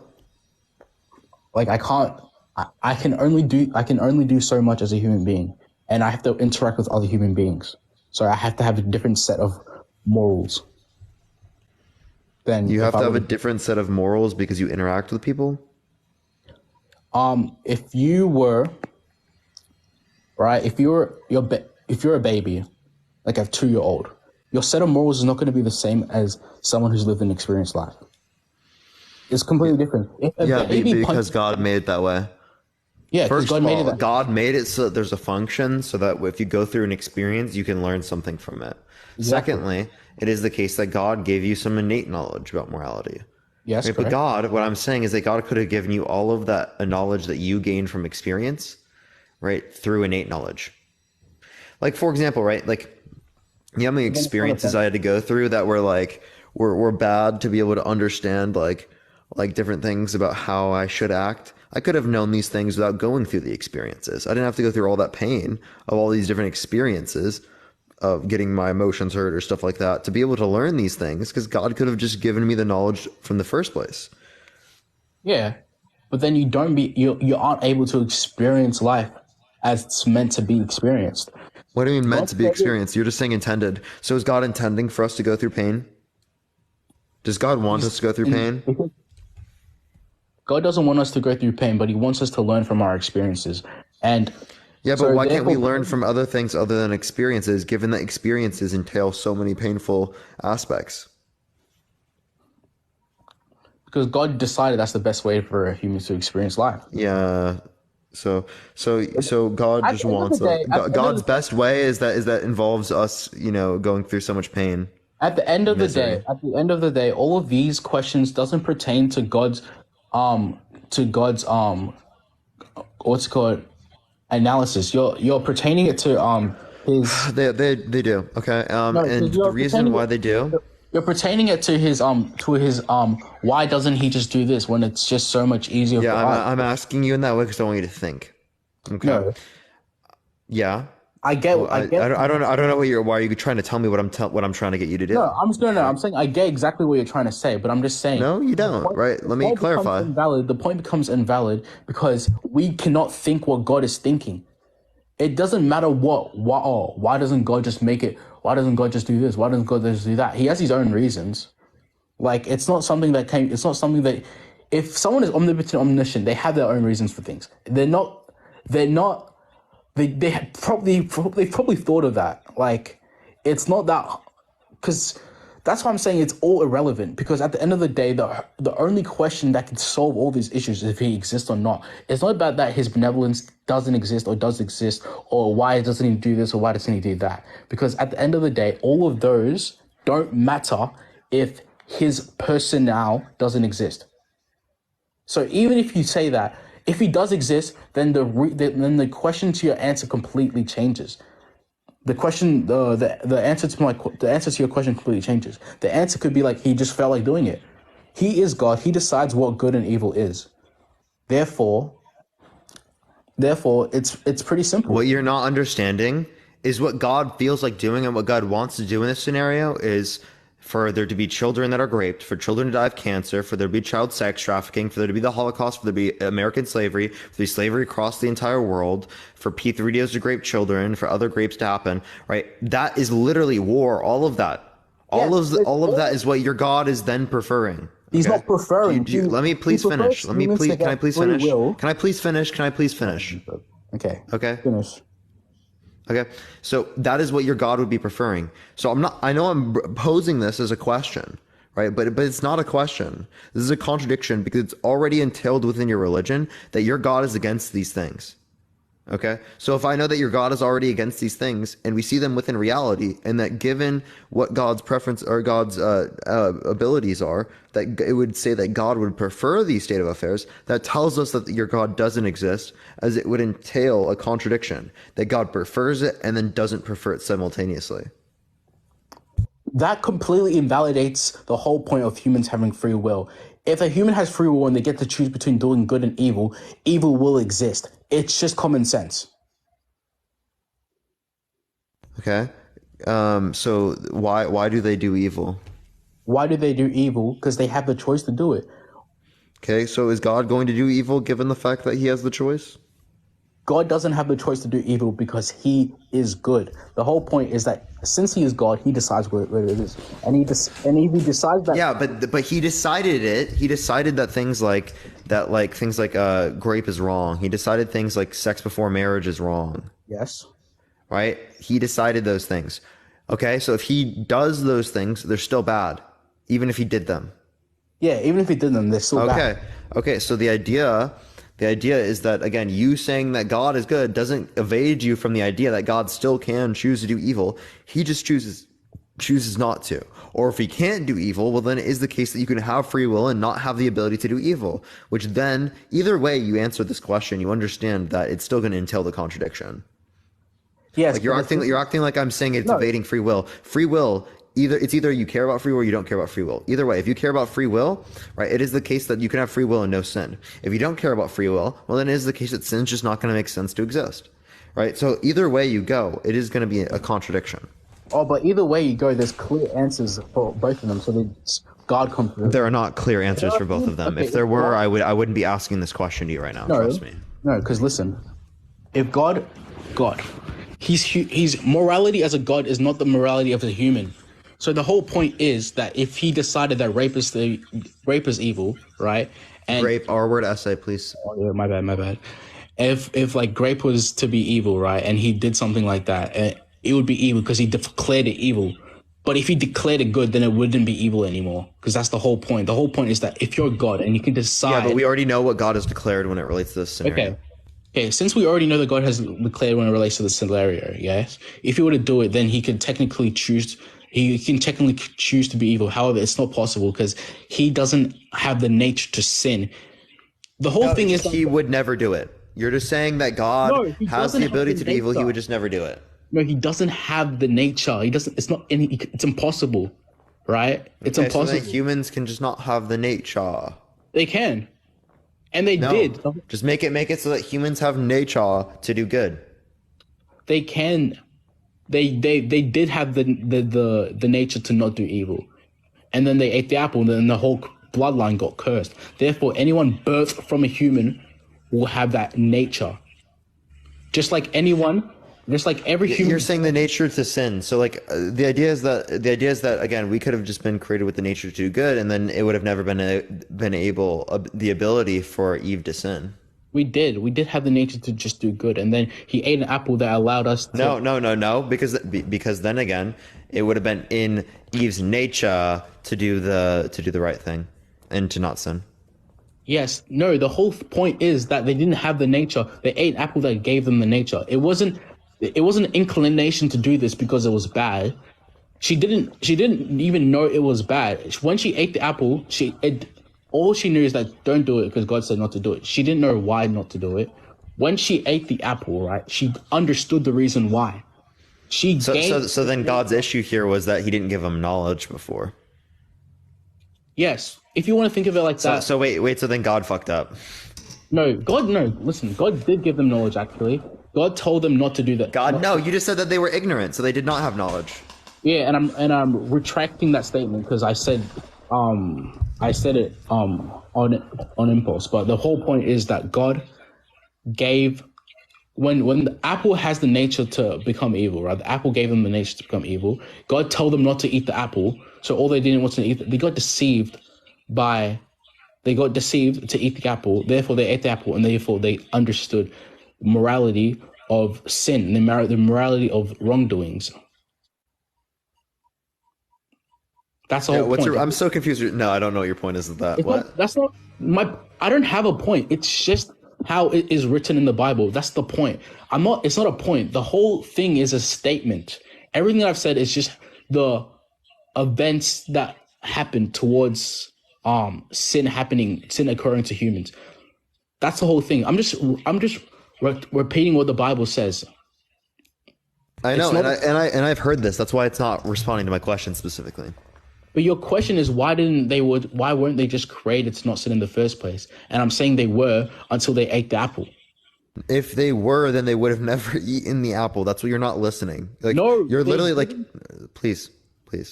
You're not listening, because if it was the case that they made it so that they had the nature, which means that they would never sin, well, then them eating the apple, which is a sin, would never have occurred, because they would have never been able to engage in that, as it's a sin. No, you don't understand. Yes. I get exactly what you're saying, because they don't have the nature of sin, so they would have never eaten the apple. By the way, chat, 4 minutes until sub only chat, everyone. Last hour of the live, everyone. The apple, eating the apple wasn't even the sin, bro. The apple just gave them the ability to sin. It gave them the ability to sin. That's the point I'm trying to make. But it was a disobeyment. Disobeying is a sin. Okay. Disobeying is a sin. Disobeying God is a sin. God said, "Don't eat this apple." That's a sin. It's a sin, but it wasn't commanded as a sin. It wasn't. No, it's not a sin. You know why? It literally was. It was. Read the Bible, dude. Read the Bible, dude. I do read the Bible. I'm trying to tell you. So then you would know it's a sin. No, it was. He just. What? Okay.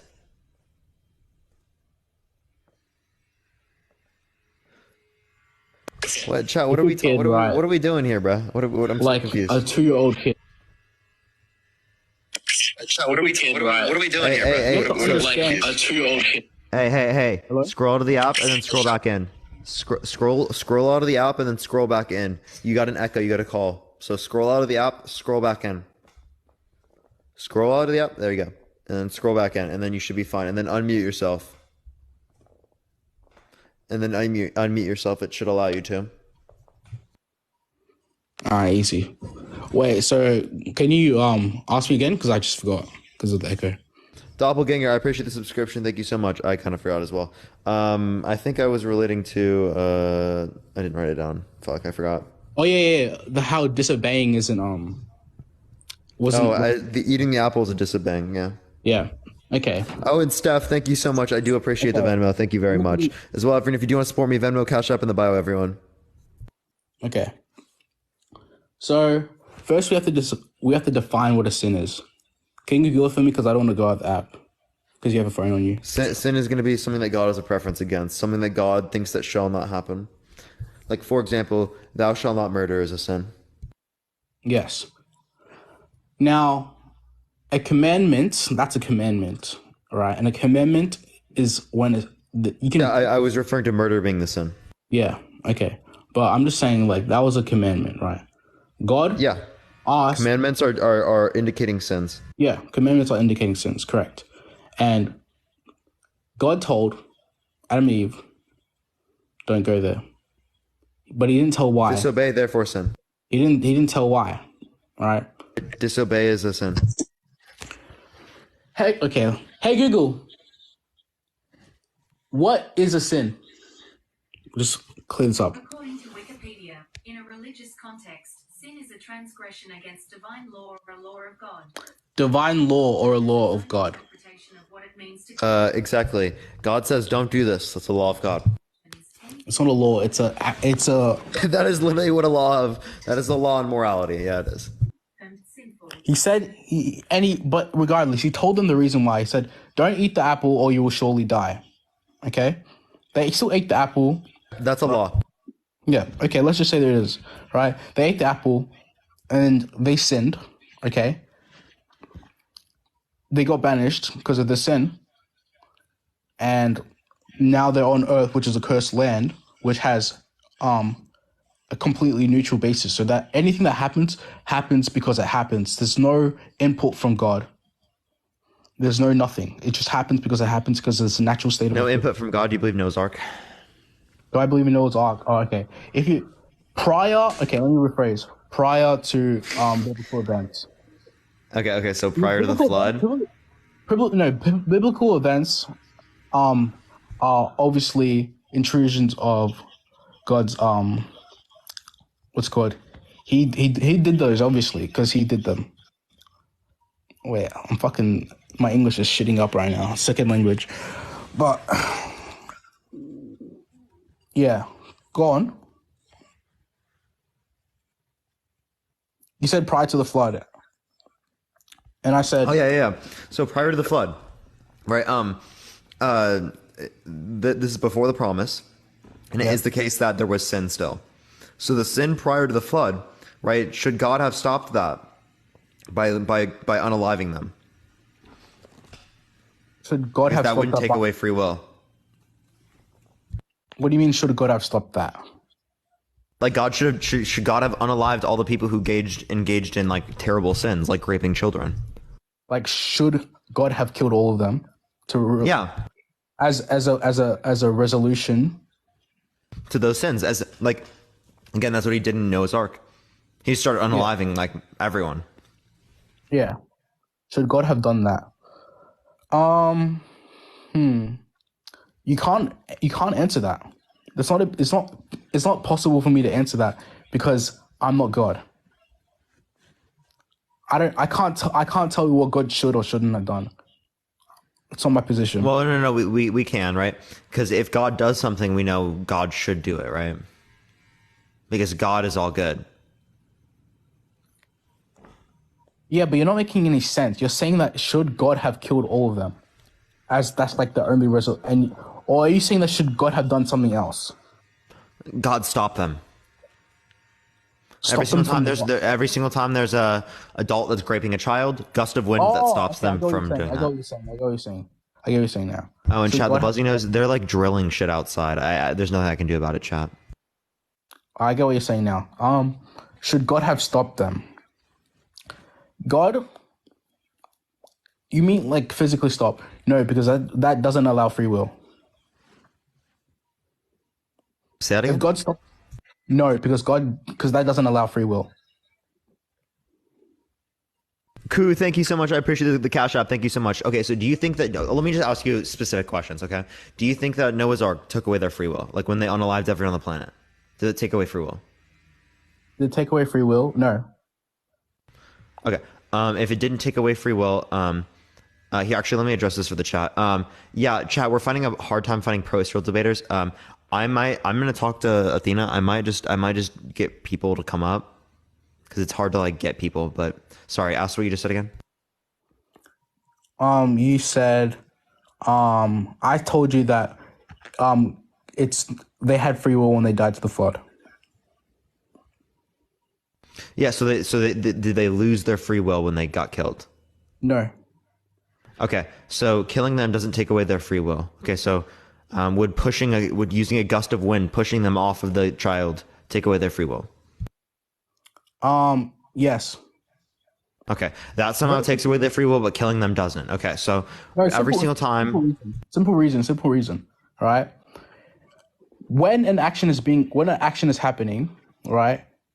You're not allowed to stop an action. Like God can't stop an action from happening. Okay, He can't stop you from doing something that you want to do. But nobody. Yes, he can. He just did. He actually does. When he kills people on the planet, he does. No, he doesn't, because dying is a natural occurrence. Every human has to die regardless. You can decide to grape someone or to not grape someone. You can't decide to not die. So no, it doesn't take away your free will. You can't wait. You can't decide. You can decide. Say that again. You can decide to grape someone or not, but you can't decide not to die. So it doesn't take away your free will. Dying is a natural occurrence. Whether you die, God can decide whether or not to kill you. He can decide whether or not to kill you, because killing you. Listen, even if you think about how they died through a flood. God flooded the earth, and their free will wasn't taken. They didn't. Although. Okay, it doesn't matter. Honestly, if you think it's not taking away free will, can God just kill like the P30s before they grape the children? No. Why not? Why not? That doesn't take away their free will. Probably, but why would he do that?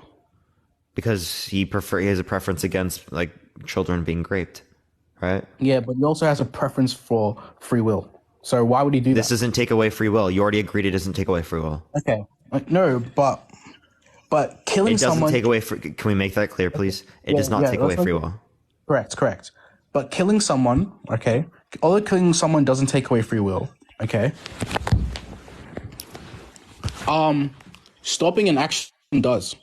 Stopping an action that they are about to do does take a free will. So if you're killing someone because it thinks that it's a loophole to not taking away someone's free will, then what you're doing is just fooling yourself, because it's just a loophole. You're trying to find a loophole to fix your problem. However, if you were to think of it, not even if you think of it logically, if you just think of it just like from the top of your brain, you'd understand that it's a loophole.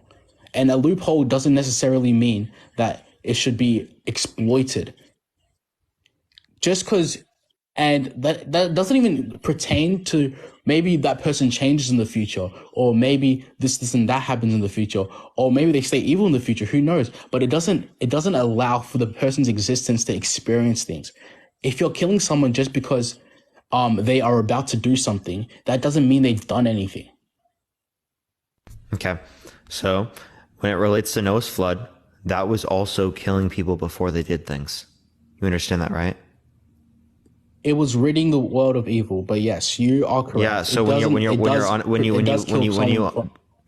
okay, so it did the exact same thing that you just said took away free will. So did it take away free will? The difference is in terms of magnitude. If you're killing everyone equally, okay? If you're killing everyone equally to stop something happening, then it doesn't take away free will, because it's just death. Everyone's dying, bro. You don't get a choice. Like, okay, that... Yeah, so if God just unalives Hitler, if God just unalives all these people that, rape children, right, that would just be... They didn't have a choice. They just died. I knew you were going to take in that point. I knew you were going to say that. That was just a miswording. But my point is that when someone dies, they don't choose to die. Unless you're doing suicide, of course.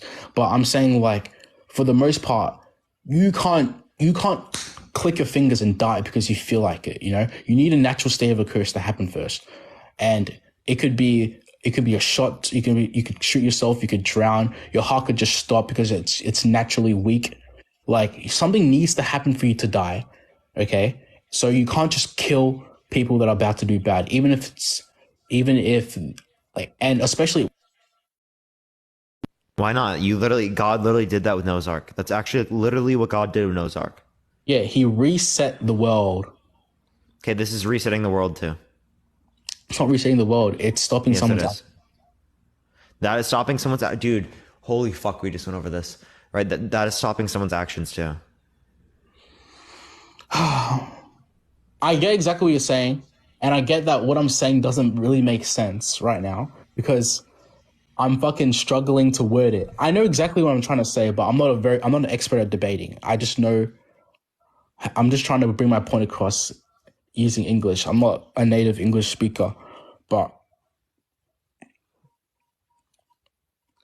okay, I'm trying. Give me a second to find better words for this. Okay, so when God flooded the world, he didn't flood the world to prevent more evil. He flooded the world to reset evil. Okay, to reset, and he didn't even flood the world. He only flooded like a specific part. How does he reset evil? By getting rid of it. How does he reset evil? It's pretty simple. He just resets. He doesn't reset the notion of evil. He just resets. By getting rid of evil. Yeah. He gets rid of them. Exactly. But that doesn't necessarily mean that he's going to stop every single individual action. Again, I'm just talking about one of them. Can God save at least one child from being raped throughout history? One more child. Save one more. Sounds like you're making a slogan. I'm not asking for all, just one more. It probably has, supernaturally. But my whole point is that God can't intervene on an individual basis. Okay. God can't intervene on an individual basis. Yeah, he can. I'm talking. Doesn't he harden Pharaoh's heart? That's a completely different version of intervention than what I'm talking about. I'm talking about physical intervention when there's an action involved. I'm not talking about individual intervention. That still exists today. Everyone, the Bible, that still exists today. If you pray to God and you ask for Him to give you strength. That is individual circumstance. We were talking about individuals. I'm not talking about circumstance. I'm talking about intervention. I'm talking about like intervention between people. I'm talking about like if someone tries to grape a girl, his free will won't be impeded on. He won't intervene in your free will. He won't intervene in that. He'll intervene in your own physical actions, maybe, but he won't intervene on other people's free will because that's he's not allowed. Like you're not allowed to do that. That's what happened with Noah's Ark. That's what happened with Pharaoh's heart getting hardened. Pharaoh's heart getting hardened is a completely individual thing. I'm talking about when I'm talking about. I just want one more person to be saved. What I'm talking about, one more person throughout the rest of human history. Only one more. Is that possible? You mean, is it possible? Is it possible for God to save one more person? It's possible if you're talking in terms of is that a better world? If He can do it. In that world where one more kid gets saved, is that a better world? Yes, but that doesn't. So then it would be entailed that we would be in that world, right? As it is the case that we would not be in the best possible world by being in this world. Yeah, but the action hasn't happened yet. That's the whole point. What do you mean? The whole point is that when God allows free will, He allows people to do actions. He allows people to commit atrocities, and He also allows people to commit large charities, because it's a flip side of a coin. You can't just get rid of one side of the coin. I'm really confused what you're saying there. I'm saying that if I would have... Megan, thank you for the subscription, Megan. God won't stop me from slapping you in the face. He won't stop you. But he might make it so that when it doesn't hurt you as much. I'm struggling to explain this, bro. Oh, English is such a dog shit language. Bro. Man, I gotta go anyways. My dad's calling me to fucking do Wi-Fi shit, but... Boomers, am I right? Yeah. But, like, it was good talking to you, man. You know? Nice little debate. Coming on. Been watching you for the past 3 days. Like, on and off, you know, for, like, 5 minutes. And, yeah. But, yeah. I tried my best to verbalize. I really struggle verbalizing my thoughts. I'm not really, like, English second language, so... You're good, don't worry.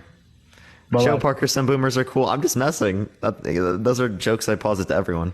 So debating is like a different use of English to me, sir. Yeah, no, I got you. Don't worry, man. Yeah, but anyways... coming on. No worries, brother. All right, I'll catch you later. I know. Just making sure that y'all know. We're going to go on to the next person, everyone. If you like the content, everyone, follow me if you haven't already. Keep tapping that screen. Let's try to get to 1 million likes before I do end it today. Everyone, so again, if you do want to support me, everyone, Venmo, Cash App is in the bio. Everyone, get 100% of the proceeds there. We are going to go on to the next person, though, real quick, everyone. Only do send a guest request if you disagree, y'all. Parker, I want to give you gifts. I can't get them on TikTok. It's really annoying. I know, it's really unfortunate. I wish I could get them right now, but TikTok doesn't want to give me back the ability to get gifts, which is really weird because that's how they make money off of me. So like I don't know what they're doing. I don't know what TikTok's doing.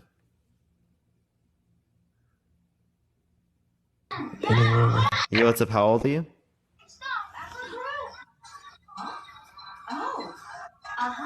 Yeah, my second account is in the chat, everyone, if you do want to support me there. I do live battles there every once in a while. TikTok takes 35%, and then Apple takes 30%. Yo, what's up? How old are you? I'm 28. For sure. Do you think that God exists? So I actually wanted to come on here because So I'm a new Christian, and I've been a Christian for about 2 years now. And I know you really want somebody to like come on here and like tell you, oh, here's like facts, like proof in a way. But excuse me, I will tell you that I've had experiences with God hands-on that for me and like anybody I'm close with, it has been an encounter for them. I'll give you an example. So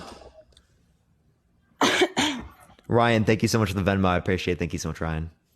So my son's 4 years old. And when I was 8 weeks pregnant, I went to the doctor because I was having issues.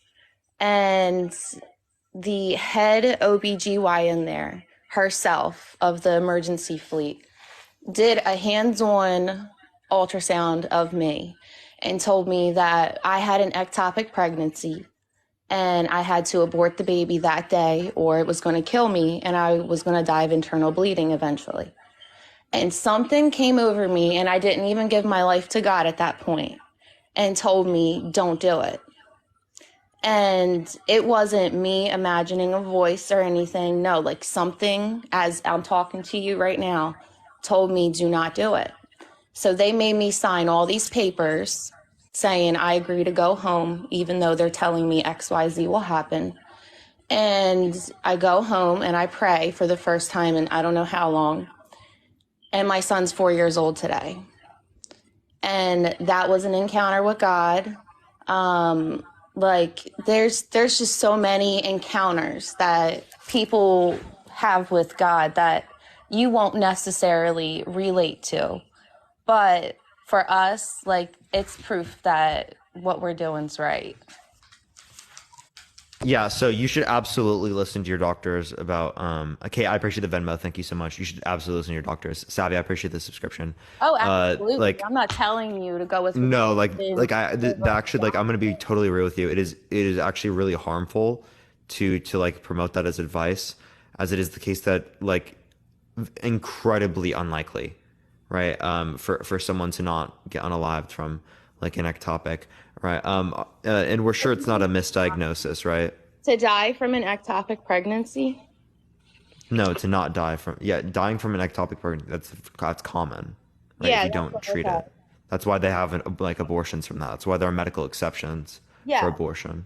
Okay, but what I'm saying is if you feel in your heart something's wrong or something is telling you something's wrong, you can go get a second opinion. Because it wasn't like, oh, you leave, you're going to die tonight. No, it's saying as the baby would grow, it would rupture and I would die of internal bleeding. And that's why I needed Yeah, so that must have been a misdiagnosis. Or what you don't want to admit, like I had an encounter with God and I didn't abort my baby and he's 4 years old. Like it's how I think it's way more likely that it's a misdiagnosis.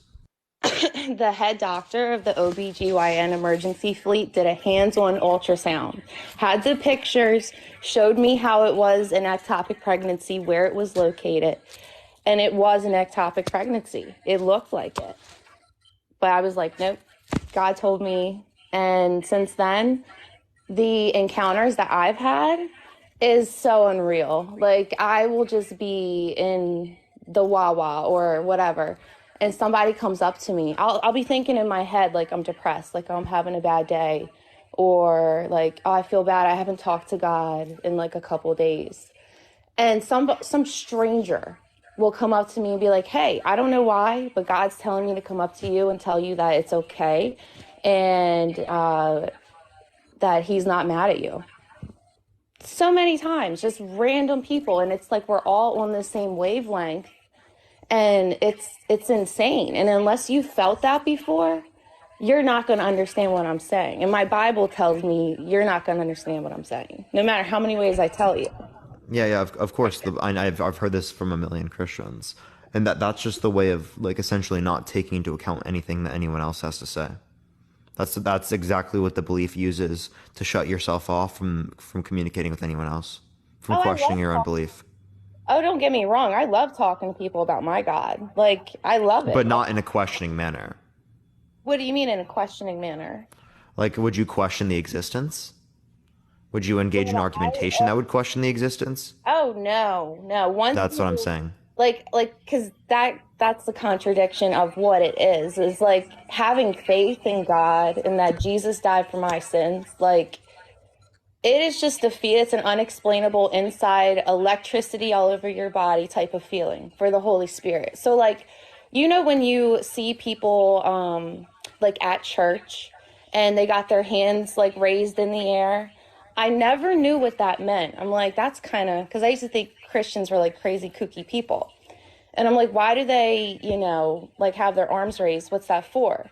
Well, now I'm a Christian. I know what it is. And for other people who don't know and haven't experienced this in your life, like when you're in that atmosphere, there's like electricity in the air.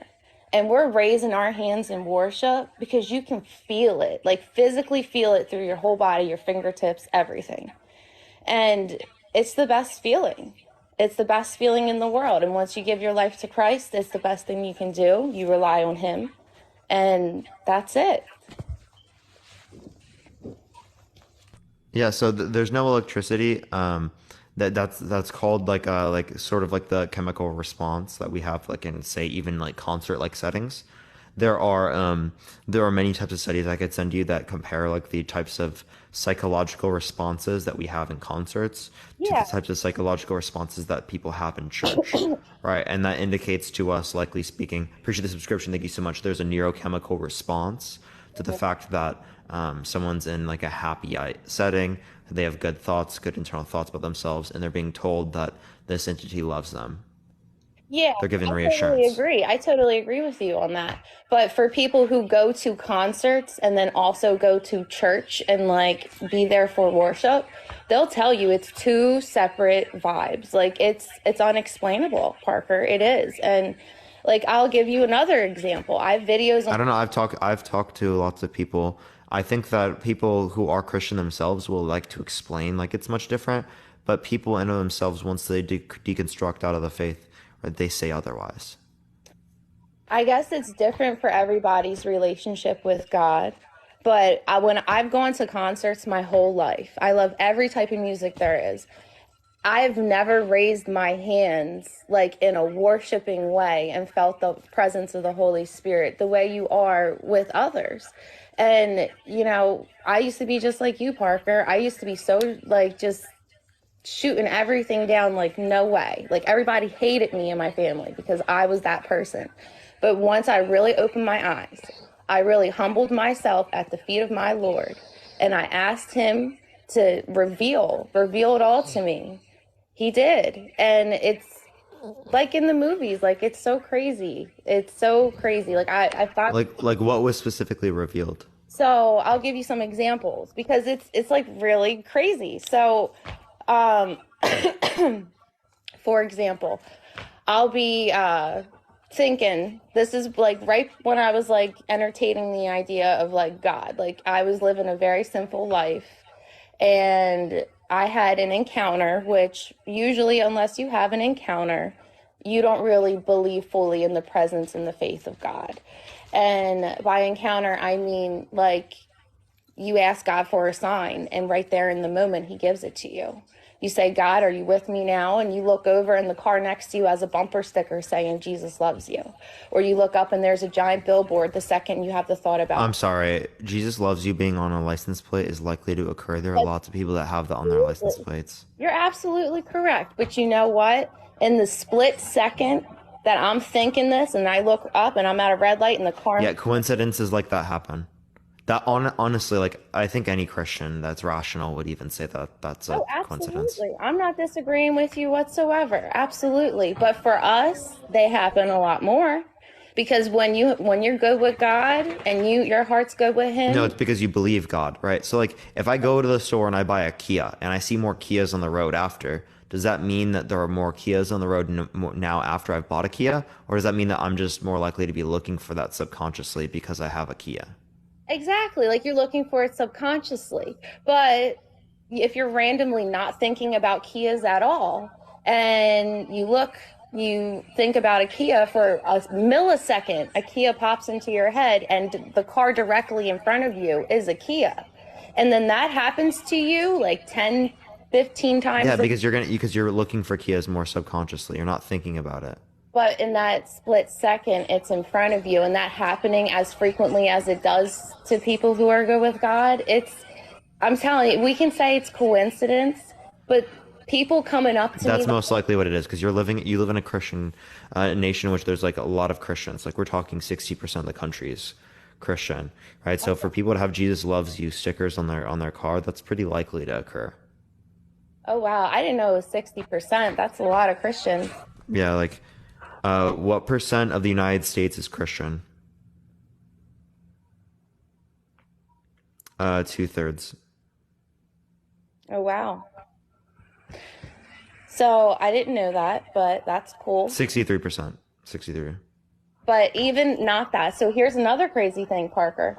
So what I would do is I would wake up in the morning before my kids, and I would go out in my backyard and I would watch the sun come up and drink my coffee, and I would read my Bible.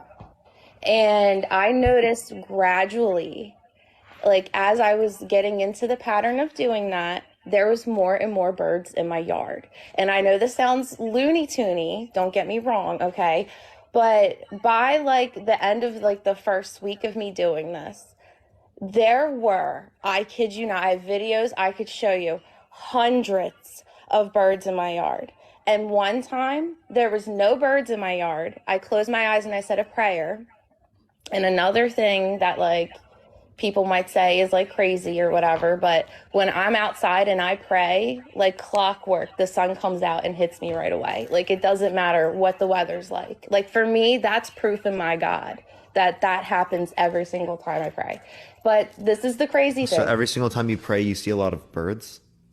No, so this happened last year. So I had this like habit of going in my backyard every morning and drinking my coffee and all that, right?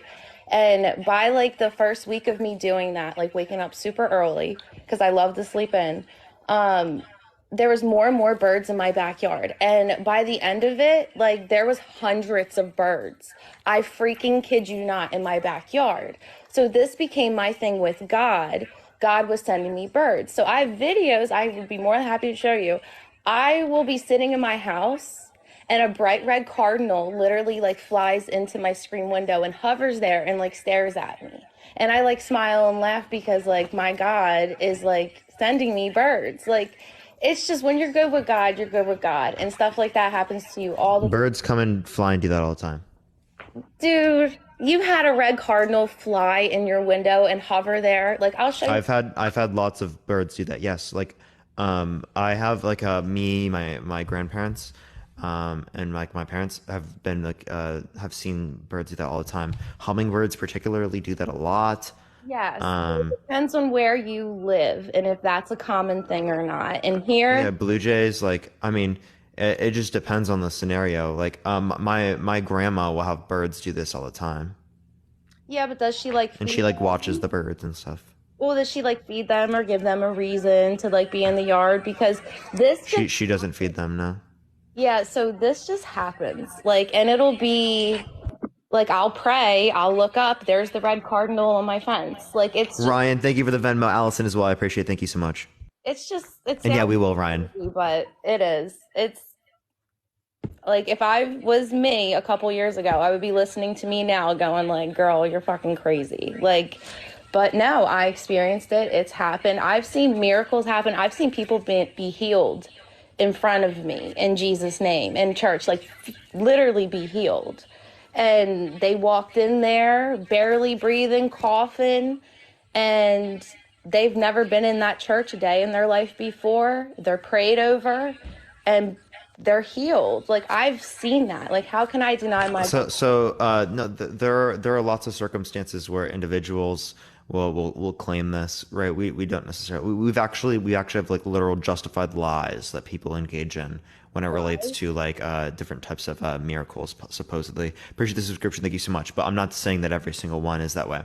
What I am saying is that like there are people that have biases when it relates to these religions and will engage in claims saying that some things happened when it's not true. Also, it's just like there are people that legitimately, right? There are just associations where it is the case that like someone did just recover after the fact that they prayed for it. Because there are so many people that pray for things because it's such a commonplace in society, it is the case that we are likely to see people pray and then things happen after, even if it isn't the case that these two variables are related. These are called spurious correlations. So just because two things are associated does not mean one caused the other. Well, another thing, Parker, so, you're going by your facts and everything, and I also would like to reference the Bible, and it tells us to be aware in the end of days that there will be false prophets, and they will come to him and say, Lord, Lord, did we not perform miracles in your name and prophesy in your name and cast out evil spirits in your name? And he'll say, be gone from me, evildoers, for I never knew you. Because there are fake churches out here that give Christians a nasty name, make people not take us seriously. There are, But the thing is, then you just don't know. Because if it's all based on faith and some of the faiths that you might believe in, actually you're going to end up going to hell anyway. We're just gambling with our lives here. We're gambling with our eternal punishment. And why would a God subject us to that, when we can't even determine this to be the case? Well, Parker, that's how you feel because you haven't been touched by the Holy Spirit. So how you feel like you're gambling, once you're touched by the Holy Spirit, this is it. What have I been doing? This is it. No, you're just convinced, right? But that doesn't mean it's true. There are people that are convinced in delusions all the time. Well, sure, you can say that, but so back to what I was trying to explain. Here would be my question. Can we give a meaningful distinction between the relationship that we would have with Jesus and the relationship that someone would have with an imaginary friend? What do you mean? If I had an imaginary friend as a kid, right? How is that any different than the relationship that I had with Jesus as a kid? So as a child, it would be similar because you can't really, my kids are 3 and 4, they can't really process the understanding of Jesus and everything. And we can explain it to an extent, but they're kids. So my kids haven't had imaginary friends, but if they did, I guess it would be similar to how they would view Jesus. But if you're referring to adults, yeah, let's talk adults. What's the meaningful distinction between someone believing in Santa Claus, right, or someone believing in an imaginary friend, and someone having a relationship with Jesus? Both those relationships. So my answer is that Jesus is not even in that same category, right? Because all of the religions pretty much admit that Jesus was at least a prophet. Right? He's been proven to have existed. He's not, yes, it's him in the spirit form because his physical body passed on and then rose. But with these people or whatever you're saying, they're going to have imaginary friends or Santa or whatever. It's not even in the same category as Jesus. And having a relationship with Jesus, if you want me to explain it to you, is different in the sense that this is a man, just like you're a man, Parker, and I'm a woman. This is a man who we know historically was tortured. We know historically what was said when he was upon that cross. We know there is so much evidence and proof to back up that all of that happened, right? Even atheists and everybody believe all of that because there's just such an abundance of proof of it. And with knowing what he went through and that it was for us, that's not a relationship you would have with an imaginary friend. From a young age, I guess, because if Christianity is introduced at a young age, we explain it to our kids in a way it's not as brutal what he went through, but for them to kind of understand our religion, they have to know what Jesus did for us, that he died on the cross for us. And when they pray and when we teach them to pray to him, it has to be different. I don't know if I'm explaining it the correct way or not.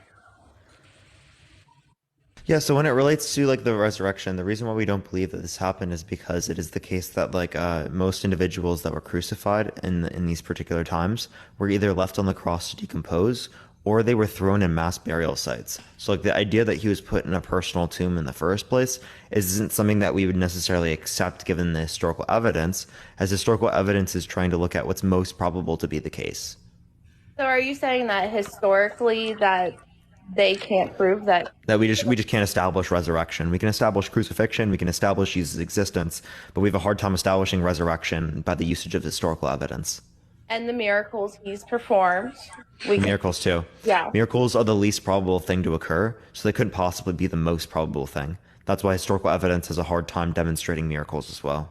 Well, no, there is historical evidence of the miracles that he performed and all the eyewitnesses with the loaves of fish and bread and all of that. So those are like claims. Like for example, right, if I had a book, right, that claims that like 500 people saw a floating pig, would you believe that the floating pig exists?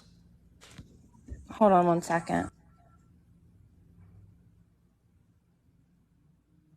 Meantime, everyone keep tapping that screen. We got about 25 minutes left on the live, everyone. If you want to help get out to more people, share the live as well. If you want to support me, everyone, Venmo and Cash App in the bio. Plus, if you want to sub as well, you get access to the sub-only chat plus the sub-only chats as well. I know I'm not doing no Shave November chat. I just didn't shave today. Hello? Yeah, what's up? Oh, okay. Sorry about that. So what did you say if you saw a flying pig and you told me, hey, I saw a flying pig? No. If there's a book that claims 500 people saw a floating pig, would you believe the floating pig existed? What do you mean?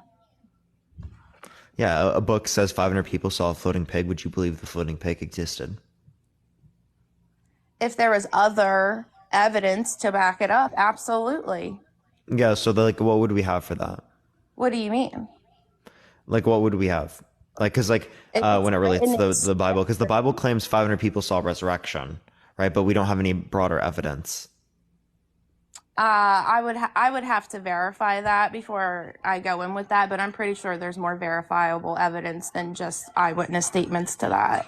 There's that and claims of eyewitnesses, and then there's like the martyrs. That's what I've heard. But like there are martyrs for Islam, people who have died for the religion. Yeah, for the belief. Martyrs for Islam. What are you talking about? There are people who have died for beliefs that would be associated with Islam. Okay. Like for Muhammad or for. Okay.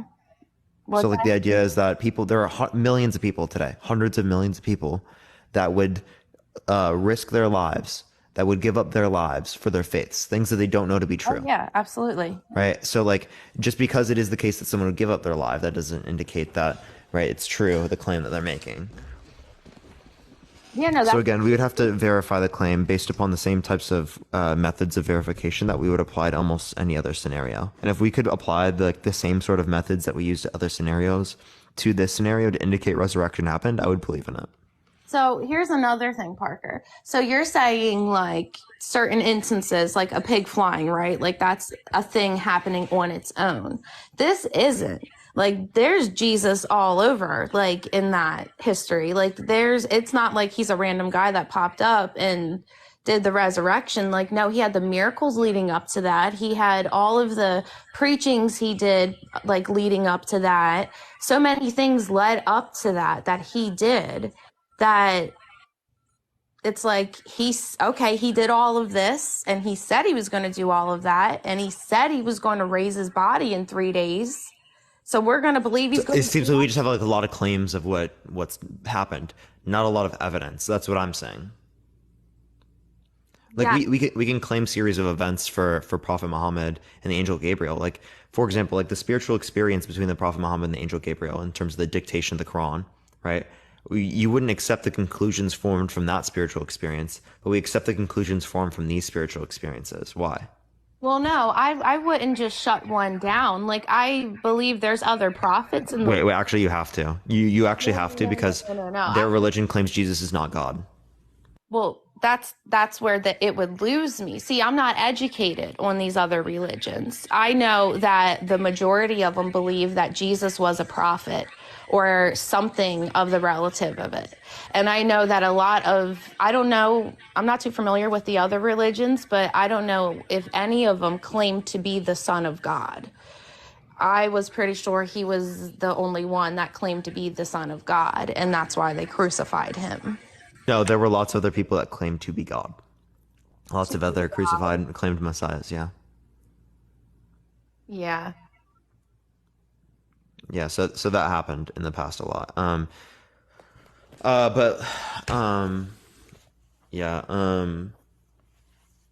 So I'm confused what your point was with that. These because we all have we have claims about these particular things happening.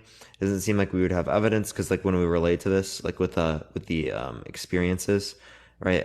They would claim that these experiences, right, in terms of the spiritual experiences, the conclusions formed from them are accurate, right? And these conclusions formed from them would contradict your belief, right? Like you can't say Jesus is God and not God simultaneously. So if Christianity is accurate and true, well, then it would be the case that Islam is false. You can totally say Jesus is God and not God at the same time because Jesus is... That's a contradiction. Well, it is, but it's not to us because Jesus is the Son of God. He is the fleshly embodiment of God. He is Christ. So it's almost like Adam had his rib broken off to make a female. Like God literally, and he's the that doesn't make any sense either. But you can't say Jesus is God and not God. That's like saying that this cup of water is empty of liquid and full of liquid simultaneously. No, it's not. It's like it is. That's the same thing. No, it's like dumping some of that water in another cup and saying both of these cups are water. That's what it's like. Because he is God. He is the Son of God. Because you're saying, listen to it this way, okay? For God to experience life on earth, he had to put himself into a fleshly form, which is Jesus Christ.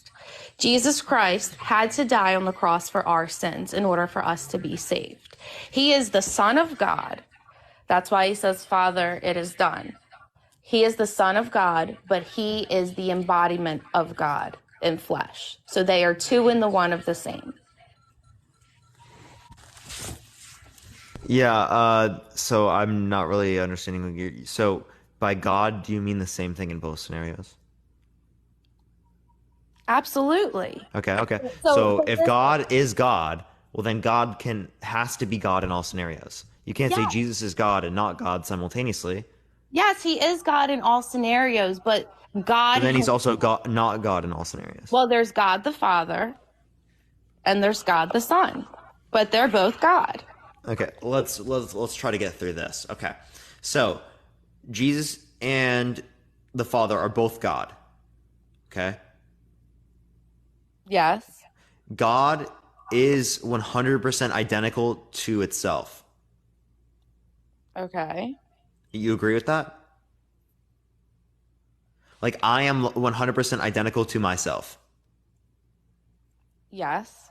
Okay. So God is 100% identical to God's self. We can't say that. It's God. It's literally God, dude. Like we can't say nothing. Like So if you're trying to say... So we can't say God is God. We can't say that? No. We can say God is God, but we can't put any limitations on God. So God is 100% identical to God. Yes, God. If you're asking me if God is God, then yes. Yeah. So God is 100% identical to God. You agree? Yes, but... Okay. So then here's my question. Did the Father die on the cross? The Son died on the cross. The Father didn't? He said, Father, it is done. The Father did not die on the cross. So I know what you're trying to do. So listen to me. They are in two of the one of the same. So he is the Son of God. There's God the Father, God the Son. So I believe God is God. He has the Father within him. He says, I have the Father in me. So I believe that they're two in the one. I don't think we're able to fathom the ability God has and what he can do and what he's capable of. I mean, look around you. For any of this to exist, what is the percentage of this happening? Is it like 0.0000 trillion or something of this happening according to like the Big Bang Theory or whatever? Like, look at the miracles around you, Parker. And if you opened your heart up to Jesus Christ, and I believe in my heart, if you did, I want to get back onto the part we were talking about, and then we can talk about this real quick. So our first claim is God is identical. Do you agree with that? To itself. Yes, but we cannot place limitations on him because God is 100% identical to itself. Okay. God is God, if that's what The you're Father is God. The Son is God. Yes. The Father didn't get crucified. The Son did. Therefore, God's not identical to itself. That's a contradiction. You can't say God is 100% identical to itself and then not identical to itself in the same sentence. I'm not even understanding what you're saying 100% identical to himself. God is God. And if God put himself in a fleshly form, himself, it's still him, Parker. So you're not understanding, like, they're two. That would be a part then. So like Jesus would be a part of God, not the whole of God. Because there would be differences between the part Jesus and the part Father. So, but they could be parts of the whole, but they can't each be wholes. They can't be 100% God each, but they can be a part of God. I have no issue with that. There's no logical issue with saying that it's a part of God. There's more or less like a biblical issue with that. The issue is with saying that Father, 100% God, Jesus 100% God, Holy Spirit 100% God, because they can't be 100% identical and then have differences. Does that make sense? Can you hear me? Yeah, did you hear what I said there? Yeah, I heard what you said. I said, so you cannot place earthly limitations on your God. So you're saying like, well, this one's 100% and this one's 100% and whatever.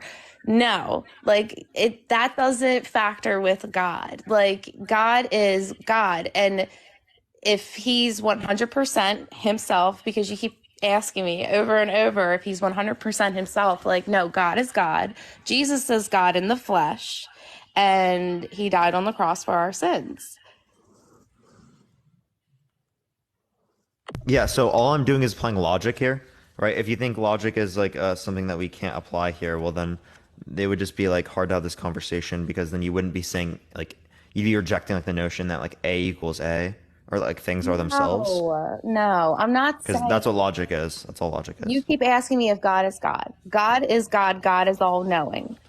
The abilities that God has, we cannot fathom. And I said, look at the world around you, because this was created by him. So we can't even remotely understand the glory of God. And we're trying to understand how he did this and A equals this. No, like when you believe in your heart that Jesus Christ died on the cross for your sins and that you will be saved and you repent, there's a feeling that comes over you. It's unexplainable, and you live your life for God, and it's the best feeling in the world. Yeah, I understand that you can have a good feeling when you believe in something, but I could have a good feeling. They have a subscription, I appreciate it, when I believe that like my grandma didn't die, right? And that my grandma's still alive. But does that mean that it's like accurate or corresponds to reality? I'm sorry your grandmother died. No, it's fine. I think that knowing your grandmother is in a better place would open a door for you to let God in to talk to you. Because through sorrow, like... No, I'm just asking if it corresponds to reality. It does, because... And you're referencing your grandmother? Mm-hmm. So I'm not understanding what you're meaning. Like my grandmother's dead. I know she's dead. But like it would make me feel better to like think she's alive. Does that mean that I should believe that she's alive? Because it makes me feel better? Absolutely. Believe she's alive in heaven, living for eternity. Absolutely. Yeah, but like isn't that, I mean, I would consider that irrational, right?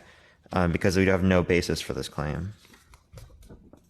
What about everybody who has near-death experiences and they see similar things and they don't even speak the same languages?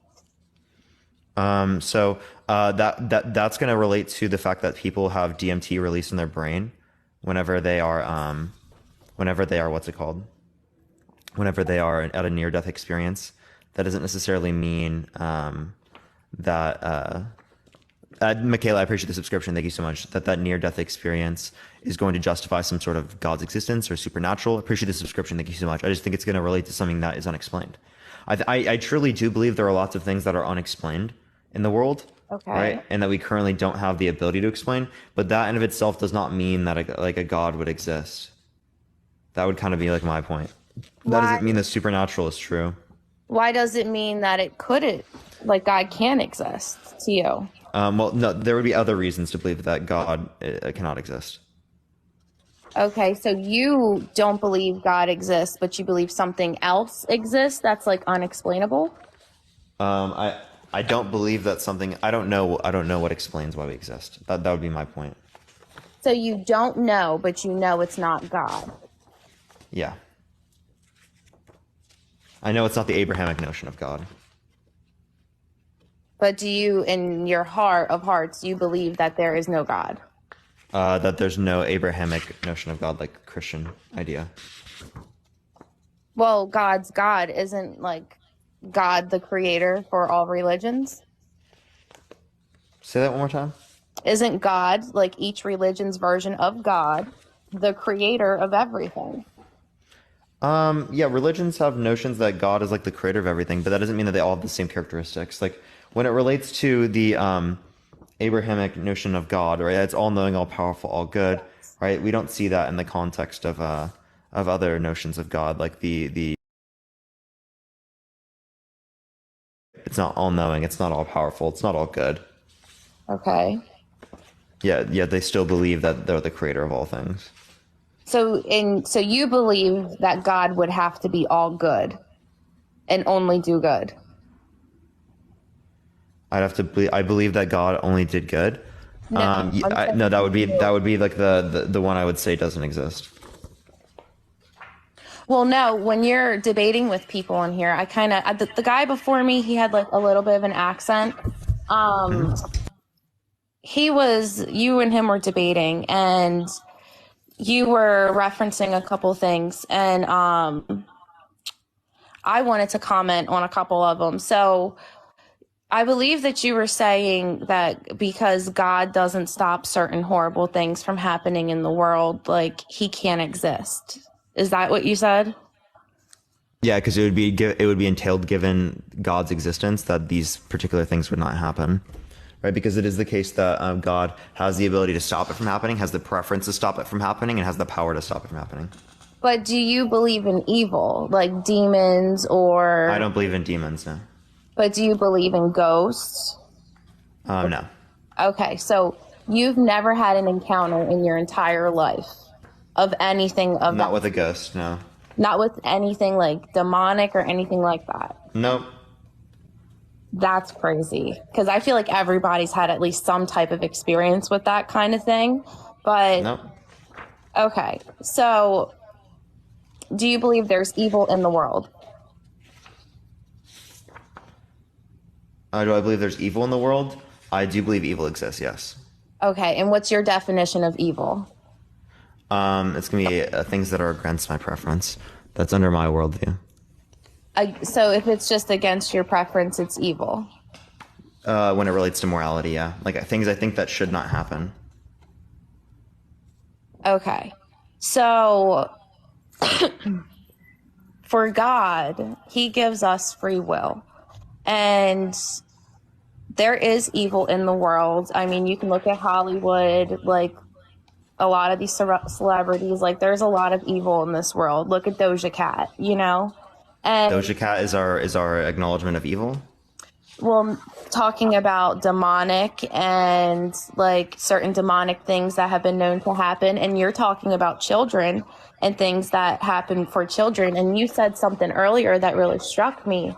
You said, well, if God has the ability to blow the wind and make it stop, why doesn't he blow the wind and make it stop?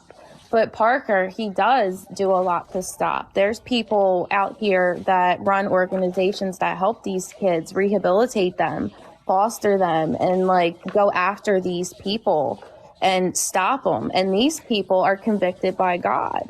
A lot of these celebrities that are Christian and have good money, they're convicted by God as well to help out and help save these kids, because it is so horrible, Parker, what's going on in this country with these innocent kids. And like, for me, for example, I was convicted by God last year that if I'm in a financial situation where I'm able to help do something about what's going on with these kids and like, you know, bad stuff that's going on and like not wanting to sit and do nothing about it. Like a lot of What are you trying to reference? Americans, like trafficking and like bad stuff that's happening. Yeah, like, so why doesn't God stop these things from happening? So he has to give people free will in order for them to Do you believe Noah's Ark happened? Absolutely. Okay, if we believe Noah's Ark happened, wouldn't that tell us that that God took away the free will of the individuals in which he killed? Absolutely not, because the world was so sick and twisted, and compared to the world that was there, like the disgusting things that were going on and why God flooded the earth and the Nephilim, like I know there was probably kids, because I remember asking, my Uncle Danny's really smart with the Bible and stuff. I remember asking him, I'm like, Uncle Danny, why did God do that? Like there was innocent kids there and he flooded it. And, you know, like couldn't he like put the kids up on a rock or something and save them? Or he could have just poofed them to heaven, but instead he decided to drown them. You don't know he didn't poof them to heaven. You don't know he didn't do that. Well, it doesn't say that in the Bible. It doesn't say that in the Bible, but it also says God is a just God. And, you know, I think a lot of versions of Christianity like really conflict people on what they should believe because they turn people off from it. But what Uncle Danny told me was, he said the world was just like so bad. Like it was better in heaven for those babies than it was on that earth because it was so twisted, like disgusting, like cannibalism, like rape, like people like starving and having to eat other people. Like it was horrible. So God relieved those children and those innocents. This is what I learned from this conversation and looking stuff up from that by bringing them to heaven. And I also had the same. So did those babies, like say there were like babies that were in the womb. Yeah. They never experienced things on earth, yet they went directly to heaven. So does that tell us that we don't have to go to earth in order to experience the greatness of heaven? I know. Well, I was actually talking about that the other day, Parker, because I had that question too, because I like to write questions down and like do my own research on my topics. And this is what I came up for that one. That's so weird because I literally talked to my mom about this the other day. So for babies that don't experience life, I do know Jesus says a reference, and I don't remember where it's quoted in the Bible, but I believe it goes like this. It's something like, be like the children of God. And there's like children running around Jesus. And he said, because to these, they are owed the kingdom of heaven, or these are for the kingdom of what the kingdom of heaven's for, or they will inherit the kingdom of God. Something like that, saying children are for heaven, like heaven's really for the children, and we have to be like children before the eyes of God, but underneath our Father. So when Jesus was here, which by my belief, that is my God as well, he loves kids. He was always around kids, like hanging with the kids, like, and I believe the closest that the enemy can get, which is demonic forces or people who sacrifice kids or whatever, the closest that they can get to hurting God is through innocent children and hurting them. And I think that's why it's such a big thing nowadays, because we're in such a spiritual warfare. And a lot of the questions you have, Parker, I had, and I had to educate myself on and like understand it because I didn't. Okay, so my point when it relates to this would be that if God isn't taking away free will of individuals when he flooded them, well, then it is the case that he could have just flooded people like Hitler, right? And Hitler wouldn't have been able to commit all these mass atrocities, right? Because free will would not have been taken away and we would have limited that evil. Absolutely, Parker. That's a great question. And I also had that question too. Like, why did the Jews have to go through what they went through? I'm half Cherokee Native American. My dad's full blood. What my family went through was absolutely horrible. And the majority of Native Americans in America are, you know, unless they're like pushing through, a lot of them have alcohol problems. A lot of them are still depressed from what happened to our land. Like, so much, right? And I have asked the questions to my mom or like my Uncle Danny, or looked it up, like, why does God allow these things to happen? Like, somebody make me understand. And I really had to pray on it, Parker. And what God revealed to me is like, it has to happen because me being a follower of Jesus Christ, I go by the Bible. And my Bible told me a lot of these horrible things will have to happen in order for Jesus to come back. Why do they have to happen? Because it's the way that it is written, and it's... Why did God have to write it that way? So, as you know, because you're very educated, so a lot of Christians nowadays, we believe we're living in the end of days. Mm-hmm. And God had to write it this way so during this time, his followers would know, and we would be prepared for it, because we're going to go through a tribulation. This is our belief, where it is going to be absolutely horrible. It's going to be the mark of the beast. It's going to be, you know, like, look, like Christians get persecuted all the time now. Well, guess what? My Bible tells me that I'm going to get persecuted for his name. So there's so much that's happening. It's like, oh, well, my Bible already told me that was going to happen. So I knew that. Yeah, so like what specifically, like what do you think is going to happen because the Bible told you? Because like you're just talking about things like, typically speaking, like, oh, there's war, oh, there's bad things happening, or oh, no, there's specific, like stuff that Christians have been saying for like a very long time. No, you can't, Parker. Come on, you can't deny the Euphrates River drying up. I can send you sources to indicate that it's dried up multiple times throughout history. It absolutely has dried up through history, but it's never dried up to this extent through history. Wait. Actually, I can send you stuff that it has. What are you talking about? No, not dried up like this. No, it has not. Because I can send you stuff on that. Oh, I can send. I have a whole bibliography cited for this. Okay. We'll cite your sources. Yeah, it's in my bibliography in my bio. Click on my link tree in my bio.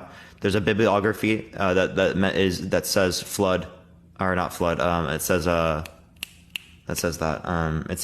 Euphrates or Euphrates River drying up or something like that.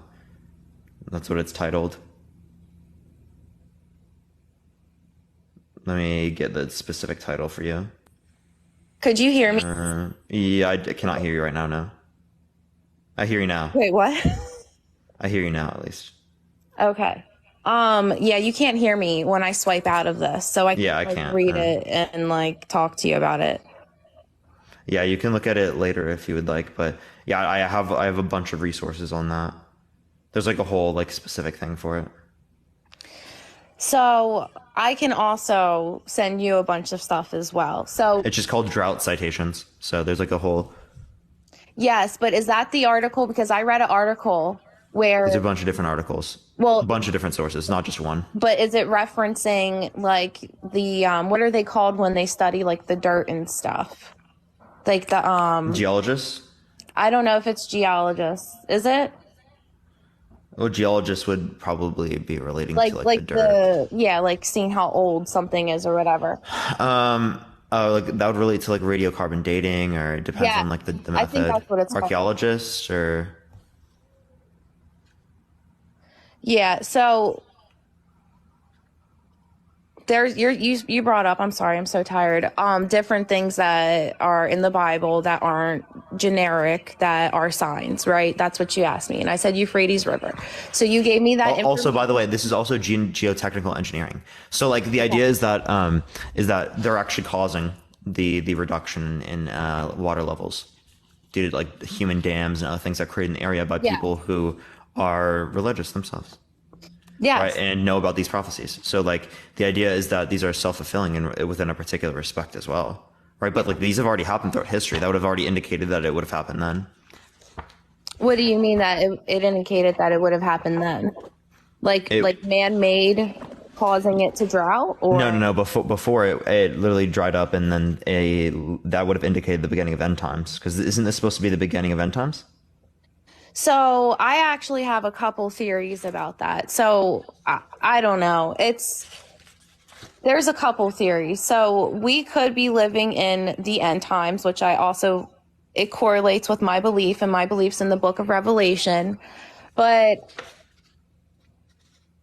I don't know. Like, I'm what I'm focusing on right now when I get free time to myself to like look stuff up is I'm looking at, I don't know if you're familiar with like pre-tribulation or post-tribulation or, No, I'm not familiar with what you're talking about there. so in the book of Revelation, we're going to go through a tribulation where it's 7 years. And the first 3.5 years are like, okay, the Antichrist will come. He'll perform miracles. A lot of people will think he's God or Messiah. And the next 3.5 years, unless you get this mark of the beast, you won't be able to like buy food. Your family will starve, whatever. Like a bunch of really horrible things will happen and Christians will be persecuted and murdered. And a lot of people who don't follow this one world religion, one world government, which I don't know if anybody's familiar with Agenda 2030, but you can look that up. That's a government document. There are claims of this every few years. Okay, like you understand that claims of the end of the world happen all the time. Yeah, like was it Y2K or whatever? That was one where they thought the world was going to end. I understand. Listen, By the way, Matt, I'm fine. Don't worry. Thanks for thinking of me, Matt. Oh, my friend who texted me. Yeah, I'm not disagreeing with you whatsoever on that there have been multiple times where they thought it was going to be the end of the world. And No, this is like all the time. This has been claimed throughout history. Absolutely. I know a guy who thought Y2K was going to go like crazy, and he spent like all his money like prepping for it, and it didn't happen, and he ended up getting broke from it. Like, so trust me, I know. But what I'm saying, people do that all the time. So like, and it's also like if you're like risking your life for like this religion that you don't know to be true, that's also problematic, right? Like, because we're risking real people's lives and relationships over something that we don't know to be true. And I don't see there to be a justified enough basis to do something like that. One. Two, the mark of the beast is not going to happen. That's just not ever going to happen. There's going to be no reason for us to put chips in our arms. We carry our phones everywhere. Yeah. We'll literally just do it that way. And it's also, it's more or less referring to like a tattoo, right? Not like, no. That's like, if you look back at like the historical context, they're more or less referring to like a tattoo on like the forehead or on like the arm, not like the technology that we'd reference today. These are straight up like modern interpretations. Well, like, these let are me ask you a not something that's been question. common. Did you look at that with your concordance? Like you looked at the original translation of that mark, it meant tattoo? So I can't read it, but my friend does read Hebrew and Greek, and he's absolutely seen that. Oh, yeah, really? That's cool. I didn't know that it meant tattoo. That's cool. It more or less relates to the context of being a tattoo, yeah. Yeah, so I don't know. Like, the thing is... Concordance. Do you want me to bring up my friend who can explain it right now? Sure, another person? Oh, it's Matt. He's a librarian. He's the one who knows Hebrew and Greek. Oh, really? That's cool. Let me get Matt up here real quick, everyone. Oh, no. Hey, I was just making that. I hear this a lot. People say concordance. A concordance is not a lexicon. A concordance is a specific tool used to track the usage of words across different books.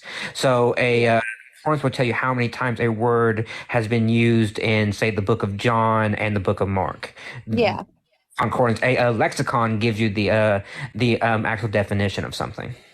So I have a concordance because of the famous concordance that people use, which is I can't remember the name off the top of my head, but there's a very famous concordance from the 1800s that like people still use to this day. But it's called Strong's. Yeah, Strong's. Yes, thank you. Yeah, Strong's is a concordance where later on in the 1900s, then they added a lexicon to that. But when Strong first wrote it, it was just a simple way to show how many words are used for each book.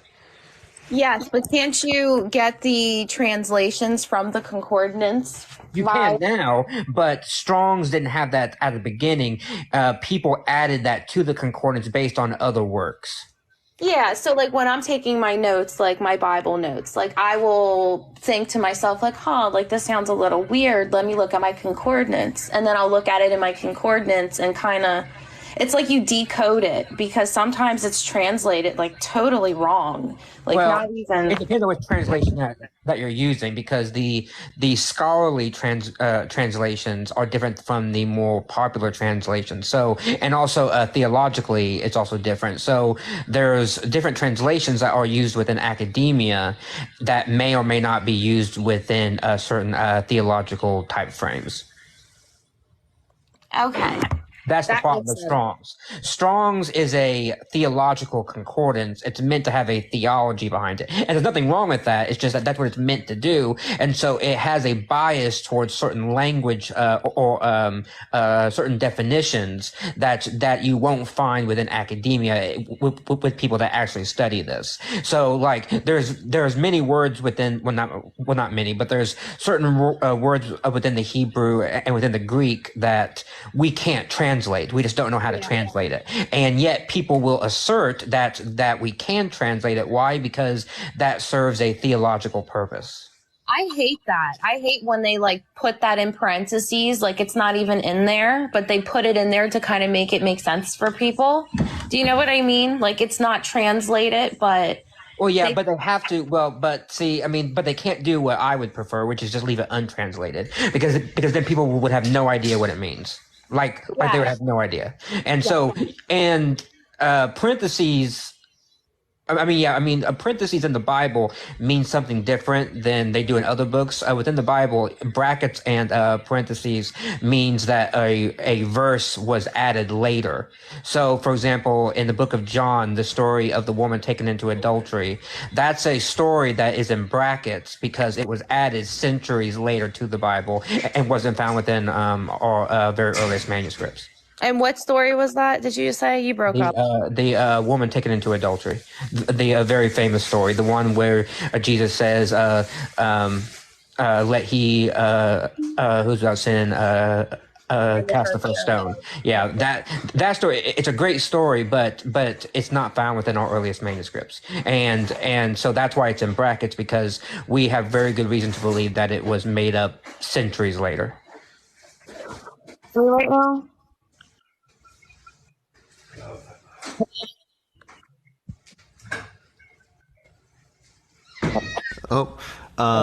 Is she there? Are you there? Oh, I'm here. Okay, you couldn't hear me. Okay. No, sorry. Oh no. So that's good information. Thank you. Yeah, so I am not like familiar with all of that. I just got into using the concordance and like translating stuff. There's nothing wrong with a concordance. I'm not going to tell you not to use it. All I was saying was that whenever you say concordance, that means a very specific thing. And so what I would say is, if you're talking about definitions, I would say lexicon, because that's like a dictionary. That's all I meant. Oh, okay. Yeah. Okay. Yeah, I just was calling it that because that's what it's called on the app. Oh yeah, Strong's Concordance is online, and then the app adds definitions from other sources to it, because no one just wants a simple concordance. People want to be able to look at definitions too. Okay, alrighty. Yep. Okay. All right.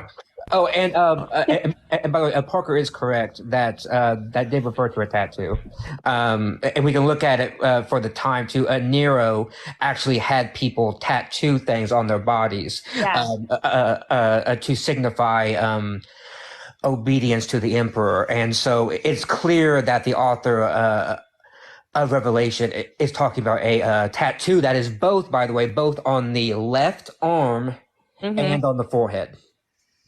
Yeah. No, yes. Not one or the other. It's both, and that clearly refers to the practice of people tattooing themselves to like symbolize, that they're like upper class and stuff. So pause real quick on that. How are you going to say that it's on both when it says and or? I believe. I don't think it says and or. I don't want to say or. I think it says the forehand and the arm, and I think it's the left arm, but it might be the right. But it says the forearm, or it says the hand and the forehead. I'm pretty sure that's what it says.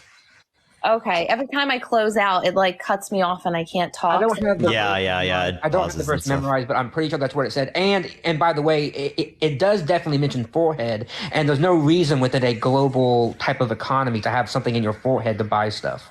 Yeah, that is like, it's like actually makes no sense. Yeah. So, and you're saying that when you translate it through the translation, you went back through it. That word means tattoo. It means mark. It does literally mean mark, but mark means like a tattoo, like a something that is etched on the skin or on the placement. So it doesn't mean like a. So the mark of the beast literally meant like an actual mark, like I write something like a mark on a piece of paper. So that's what it meant. It doesn't mean anything other than like someone marking something on their body. Okay, I'm gonna I made myself a little note. I'm gonna do research into that because I would assume that they have a different word through translation for tattoo. They have something for a tattoo. They also have something for mark. But the problem is they both signify a type of etching on the skin. So someone a tattoo is permanent. A mark can be not permanent, for example. But the problem is though is nothing within the verse talks about what the mark will look like or what the mark is. It just says a mark of the beast and this number will be 666 and that kind of thing. And so that's the problem, because I can take you, for example, back to the 1970s where there were people writing books about how the first credit card was the mark of the beast. And then you can go back further to how the invention of other types of monies was the mark of the beast. And so this has been used all the time to signify, and it's gotten, as technology has progressed, that mark has changed with it. Yeah, so with the mark of the beast, they have to tell us. So that's the thing. I don't know if you're saying that people have previously claimed that certain things were the mark of the beast or whatever. But no. So in the Bible, I'm not good at remembering like the actual scripture number and stuff, but I'm good at memorizing like the scripture itself to where like I can search it up real quick. I don't know why I'm like that. I just can't remember the numbers. I've been trying so hard to do it, but I do believe that somewhere in the Bible it references to the mark of the beast, and like you have to like in a way deny Christ and take it. Like you have to follow the Antichrist to take it. So it's not going to be something. Yes, because it's a symbol for those who reject Christ. And people thought, because back in the 70s, that was the credit card, because only a select few of people had credit card. It was a bunch of rich people who could afford, those type of things. Now everybody has one, and I'm pretty sure that like not everybody is like following the Antichrist here. And so so that doesn't make sense. Same thing with people things on their phones, right? Almost everybody has some kind of Apple or Android phone, and so that clearly doesn't work. And so that's the problem here, is that everything with every technology, it starts off as being a select few, but then it becomes the vast majority of people. Yeah, absolutely. Yeah. So what I'm saying is that per my belief in the Bible, the mark of the beast, they're going to tell us like this is going to be the Antichrist, the false Messiah. Like the second half of the 3.5 years of the tribulation, we are going to be put in a position where we have to deny Christ. So a credit card for me would not be that or do that. I would never believe that, because that's not what my Bible says. My Bible says that there will be an Antichrist, and you have to get the mark of the beast or like suffer. to follow that Antichrist. A credit card is like a credit card, like buying an iPhone. And again, that statement fits within the historical context because like for example, Nero, for example, when he was doing his persecution, he would make Christians try to renounce Christ, and so it makes sense that the author of John would add that in because that was happening to Christians at the time. Not many, but it was happening to some Christians at the time, and so he did add that in, and that makes entire sense. I'm sorry, your thing broke up. I feel like you said a lot of stuff. No, it's all right. Parker, do you have to get ready to go? Yeah, I do got to get going. Okay. All right. Thanks for talking to me. Appreciate it, Matt. Appreciate it, Matt. Is there anything else you want to say here real quick? Because I have class at 7:00, so I got to get going here. Nothing, just God bless everybody that's in your chat. And, I hope that one day you have an encounter and everything's revealed to you that you're curious about. And I pray for nothing but good things for everybody here. Thank you. I appreciate you coming on. Thank you so much. Yep, bye. All right, everyone, we are going to be getting off right now. I love everyone so much. I will be on tomorrow around my normal times. I think tomorrow will be like 2 p.m. Pacific Standard Time, everyone. That's when we should be live. Or actually, I might be alive a little bit later than that. I think I got something planned. I maybe like 3:30 tomorrow, something like that is when I should be live. Love everyone so much. Tomorrow, I don't know what I'm going to quite do. We'll try to figure it out. We'll try to figure out what we're going to do. Love everyone so much, everyone. Y'all are fucking amazing. I got to go deal with my paper and stuff like that, which is truly unfortunate. We're going to send everyone over to Dean's Live real quick, everyone. Look up It's Dean. Spam Parker Raid. Spam love from Parker. Everyone look up It's Dean. Spam Parker Raid. Spam love from Parker. You already know the deal, everyone. Look up It's Dean. Spam Parker Raid. Spam love from Parker. Love everyone so much, everyone. Peace out, everyone. I said everyone a million times, I know. Yes, I know. Venmo, Cash App in the bio if you do want to support me, everyone.